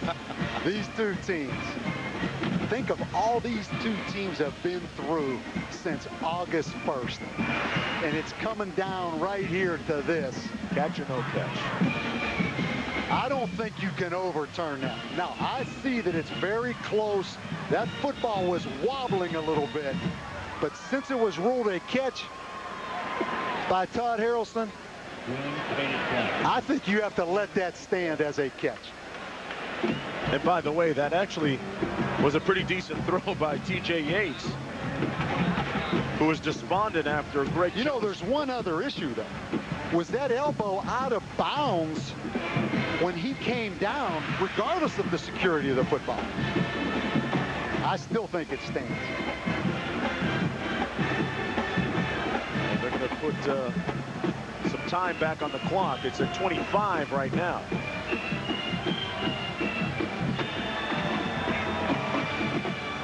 A lot riding on this decision. During this extra time, you figure Butch Davis has got a couple plays called, right? A couple scenarios. And he's hoping he's calling, right? He's hoping he's calling that play from right there at the 36-yard line. This place is pretty quiet for 70,000 people, huh? Replay buzzed us to stop the play to review as far as whether the catch was made. That play has been confirmed. It was a catch and a 15-yard penalty. There is no play. Will reset the game clock to 6 seconds. That's a great job by that Big Ten crew. Seriously, that play was so critical. They took their time. He explained that. And now 25 seconds and no timeouts. Got time for a couple plays here. From here, it would be a 52-yard field goal. They reset the clock to 26 now. First and 10. I wonder if Dwight Jones gets another opportunity, Mark. Quick slant. There it is. Dwight Jones. And that might be a late hit. No flag. Now you have to get up there and just spike that football if you're Carolina. And Yates stops the clock after the 12-yard gain. That's LaMarcus Thomas coming in late, number 42. Let's take a look at this again at the end of this play. That's a penalty. That looked like a penalty for sure. I mean, Greg Jones was down. He wanted the flag as well, obviously. But the nose of the ball resting at the 25. Let's take a look again. Oh, there's no question. That's every bit as bad, if not worse, than Jansen Jackson's penalty. Here we go, 2nd and 10. 16 seconds to go. Carolina without timeouts. Now they're going to get there and spike that football. And drawn down to the 17. They got to get up there and spike it. 5 seconds to go. What are they doing? Spike it! They're going to lose it. They won't. I think there's 1 second left. I think there's a second left. Is there a flag? Yeah, there's a flag. But I think there was a second left when he spiked that football. Carolina had about 13 or 14 people on the field. We've got to sort this out. Here's the call. The game is over. Oh, it's done. Of all the clock management, mismanagement situations we've seen all season, that may have been the worst. Carolina with the opportunity to get up there and spike the football. Looked like they tried to get the field goal team on the field. But Mark, I thought there was a second left when that football ultimately was spiked. They're going to review this. Wow. I thought there was a second left when he spiked that ball. And Casey Barr is still warming up. And I'll tell you something. Butch Davis and Carolina, if there's a second left, will have survived terrible clock management. This almost makes you think of Tennessee's game against LSU, in which Tennessee was on the wrong end of things. Very close. But what happened? They ran the football to Sean Drone. The clock was winding down. They had time to clock it and spike the ball, but there was chaos because they tried to run the field goal team out. But I do think he was able to spike that ball with the second left. That was just looking at it live. Now we're going to look at it real time. Jones gets another opportunity, Mark. Quick slant. There it is. Now there's a missed late hit right there. That might be a late hit. No flag. And this is where they tried to... Now he spikes the football. 16 seconds left. Now here comes the play to Sean Drone.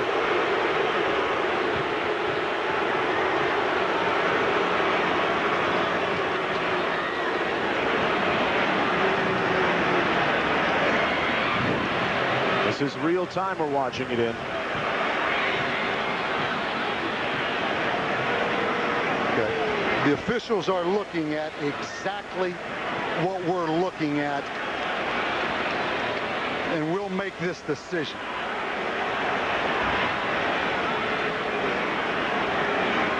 Now this is going to be the run to Drone.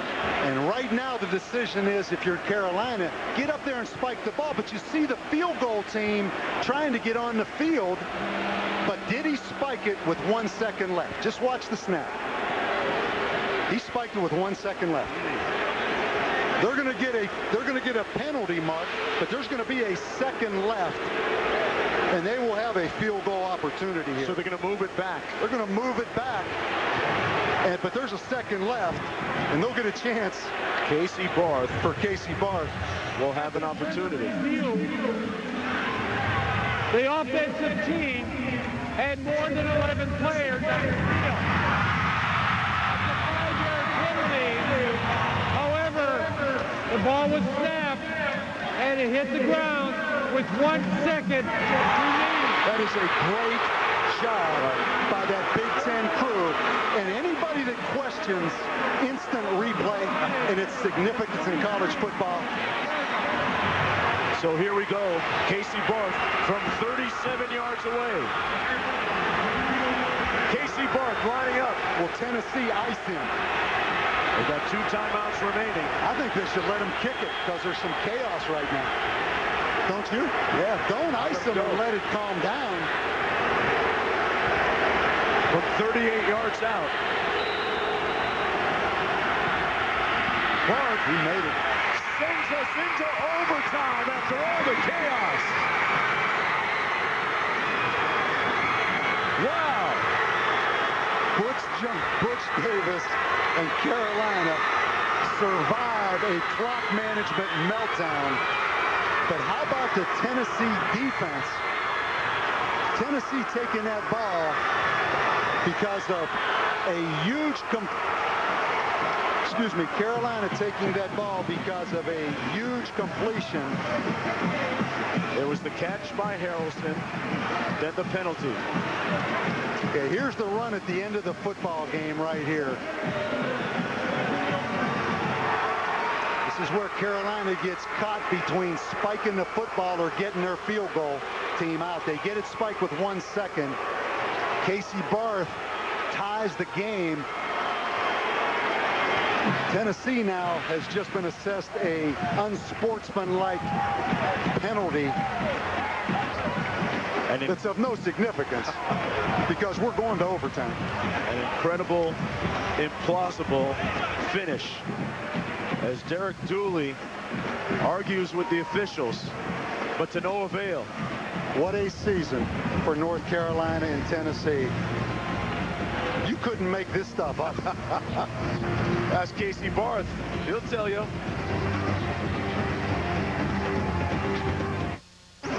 Dory Noka in studio. Back to Nashville in seconds. Lots to tell you. Over on ESPN2 right now, Connecticut's 90-game winning streak in jeopardy against the last team that beat them. That is Stanford. It is in Palo Alto. Stanford up by 6 right now. If you are waiting to watch the Bridgepoint Education Holiday Bowl, Nebraska and Washington, a couple of things. Yes, Washington leads 7-0. They lost by 35 to Nebraska in Seattle this season. The other thing is it's on ESPNU at the moment. As soon as North Carolina, Tennessee is over, Huskers, Huskies go to ESPN. In the meantime, enjoy overtime.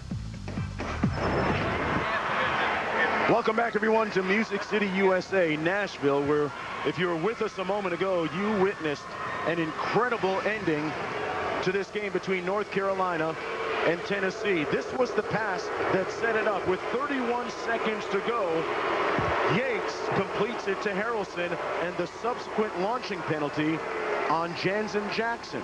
That added on some more time once they decided that the catch was actually good. And then this run by Sean Drone with time winding down.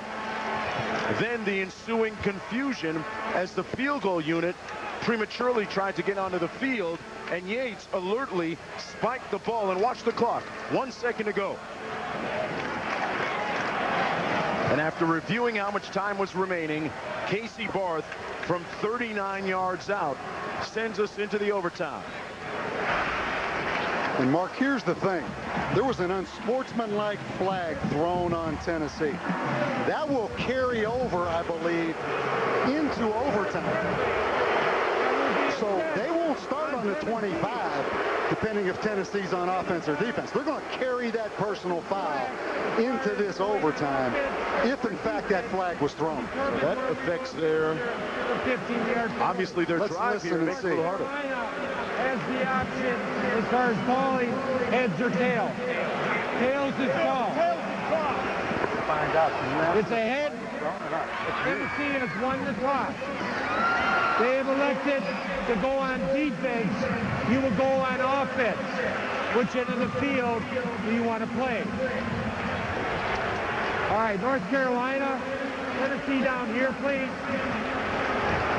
North Carolina will go on offense at the 12.5-yard line. Carolina gets that ball at the 12.5-yard line. That's a big advantage. Huge advantage. If we can go back and see what that unsportsmanlike conduct penalty was on Tennessee, the last play of the game that carries over into overtime. Well, you think about the ending of this one in regulation with the unsportsmanlike, and then the Kansas State game, the unsportsmanlike conduct. Let's look at the field goal that's made and see if we can see where this flag came from. It may have come from the bench. I hate to speculate. There it was right there. They roughed the kicker. He roughed the kicker. And working now with just half the field from the 12.5. First down in overtime. Yates completes it down to the 5. That was Ryan Taylor. To think that they were down and out with 31 seconds to go deep in their own territory in regulation. No timeouts remaining. All those things, and then to cap it off, you rough the kicker on the game-winning time, the game-tying field goal with no time left, and that penalty carries over into overtime and puts them at the 12.5-yard line, half the distance to the goal. 2nd and 3.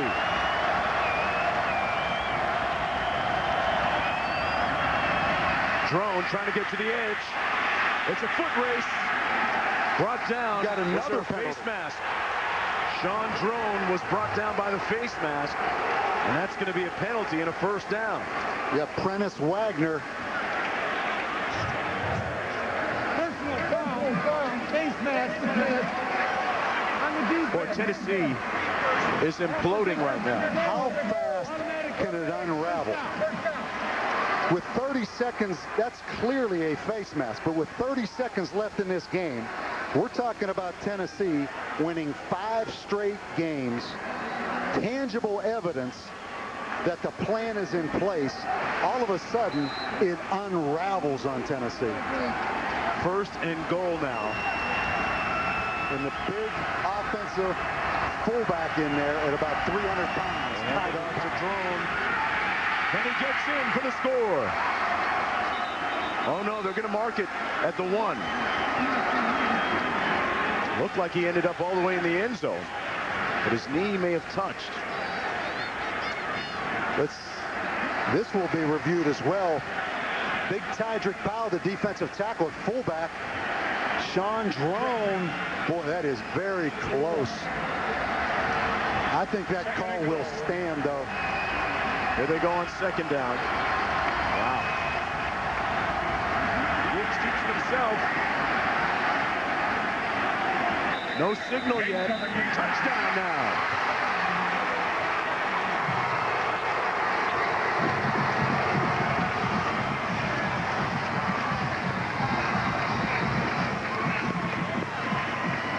They're going to go for 1 on the extra point. Here's one more look. Yates.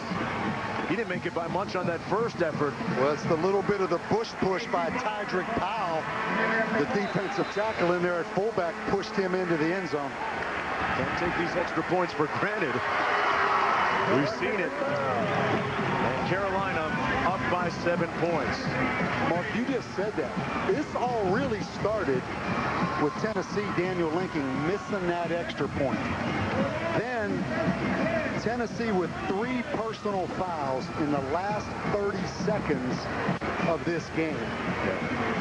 And Bob, you think about it, Tennessee really did get away with a late hit too on that last drive. Could have been 4 personal fouls. Now they'll start off, the Volunteers will, 1st and 10 from the 25 in overtime. They must score a touchdown to equalize, or else it's over. Quentin Coples, number 90. Get him blocked if you're Tennessee. Ray hands it off. And that's number 28, Torrin Poole. Down after a gain of about 4 on the play. 2nd down and 6. Boy, this one seemed to be on ice for the Tennessee Volunteers in their 5th win. And Tyler Bray already named our player of the game with a career high in passing, completions, and attempts. The positive, obviously, Tennessee knows they need a touchdown. So it's 4 downs.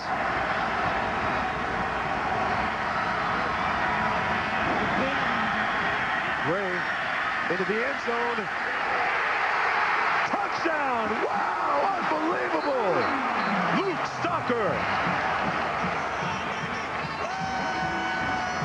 When you play 2 deep coverage, you ask that linebacker to run down the middle of that field. Watch Kevin Riddick, 48. This is great coverage down the middle of the field on Stocker. He just goes up and makes the play. Another senior stepping up, fighting to the very end. Here's the extra point. He missed it one earlier. You kind of hold your breath. Tyler Bray is no ordinary freshman. Not anymore. What a night. A couple of teams authoring a new chapter in a Music City miracle. Tyler Bray, you want another? And feeling brash. You want another personal foul penalty? Keep doing that. Dorinoka in Bristol, back to Nashville in a moment. 50-44, Stanford continues to lead Connecticut, 10.5 to go. Huskies, 90-game winning streak on the line right now at Stanford. Meanwhile, Bridgepoint Education Holiday Bowl, Chris Polk, touchdown. Huskies, this after a Rex Burkhead fumble. They lead Nebraska 7-0. It's on ESPNU. We'll be on ESPN after we're done in Nashville. Hey, Dari, you know, Tyler Bray, Bob, isn't the shy guy anymore, is he? Well, I'll say this. Derek Dooley needs to get this corrected because this has happened repeatedly tonight. That can easily be a personal foul penalty. I can see if a guy does it one time, but as a coaching staff, you need to see that and you need to get that corrected. I mean, that kid at Kansas State got called for that today. He's done it every touchdown.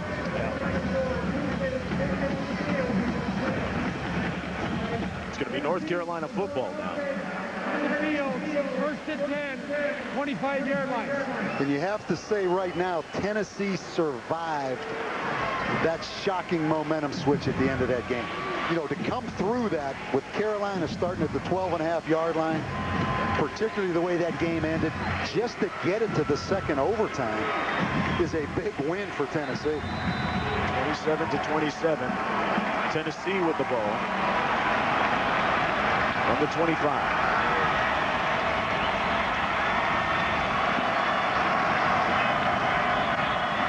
Jones in motion.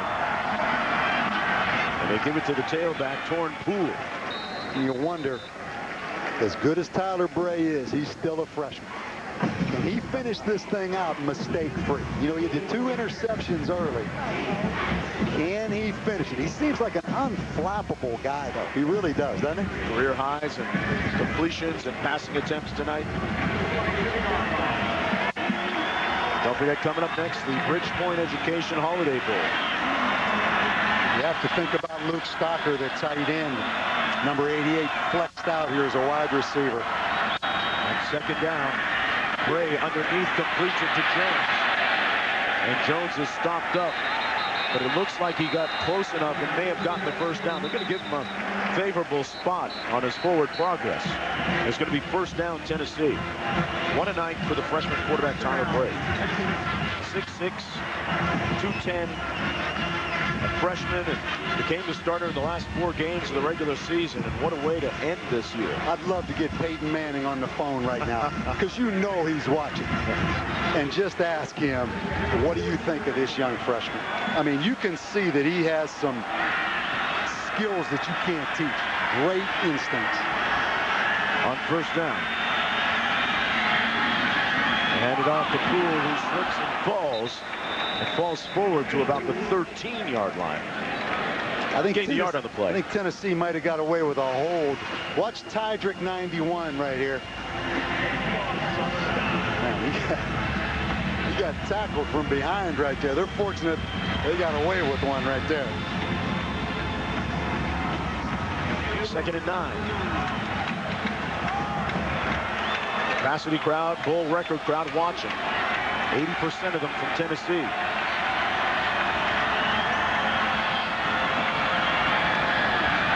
Play action. And picked off. Sturdivant. And North Carolina now can win it on a field goal.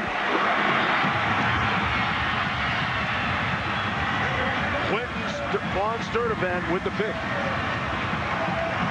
He's still a freshman. You were saying a moment ago, Bob. Could he finish mistake-free?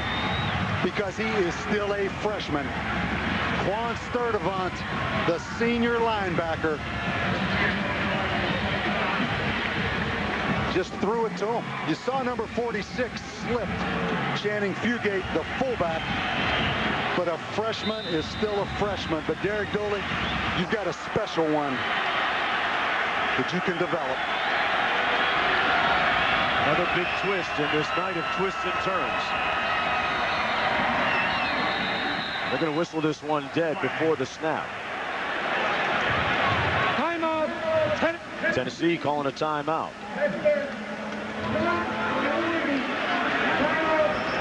One timeout left. Well, Casey Barth has already kicked a big field goal tonight. The one that sent it into overtime. He's connected from 28 and then 39. And these are always difficult coaching decisions right here. Do you play it safe and do you play it cautious for the field goal? Sometimes that backfires on you. Or do you let it rip a little bit and play like you have to score? That's always the dilemma. You know, when you have a senior quarterback like T.J. Yates with 44 starts, I don't think you necessarily have to play just for the field goal right here. Well, with the way that Yates seemed to be playing, Bob, in this last quarter, the last dying minutes of regulation at least, when he brought his team from deep in their own zone with 31 seconds to go and tied it up, you'd think the inclination is to let him play a little bit. He's hit 7 of his last 9 passes.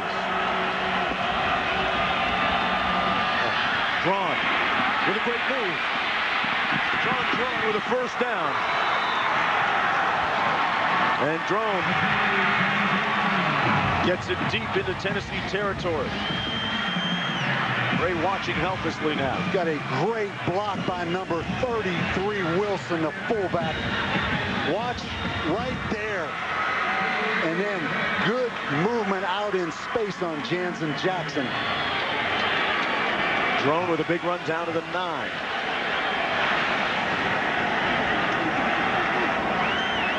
That shows you the life of a quarterback in big-time college football.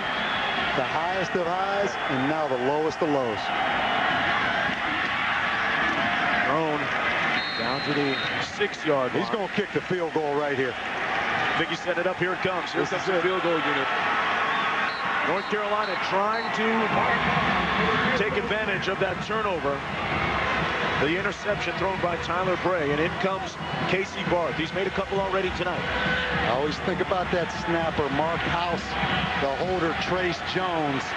It's not just Barth, it's the whole mechanics. From 23 yards out. And Carolina takes it home.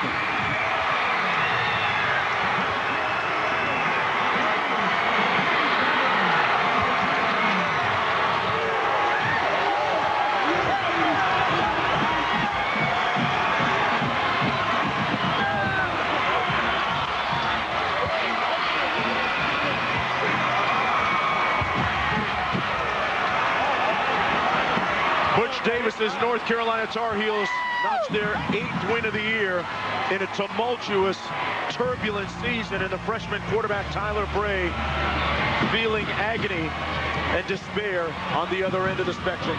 Does anybody think now there's too many bowl games? This was a 7-5 team against a 6-6 team. No teams could have fought any harder than these two teams fought. Our final score, North Carolina defeating Tennessee 30-27 in a thrilling game here in Nashville. Right now we send you to Dari Noka. Dari?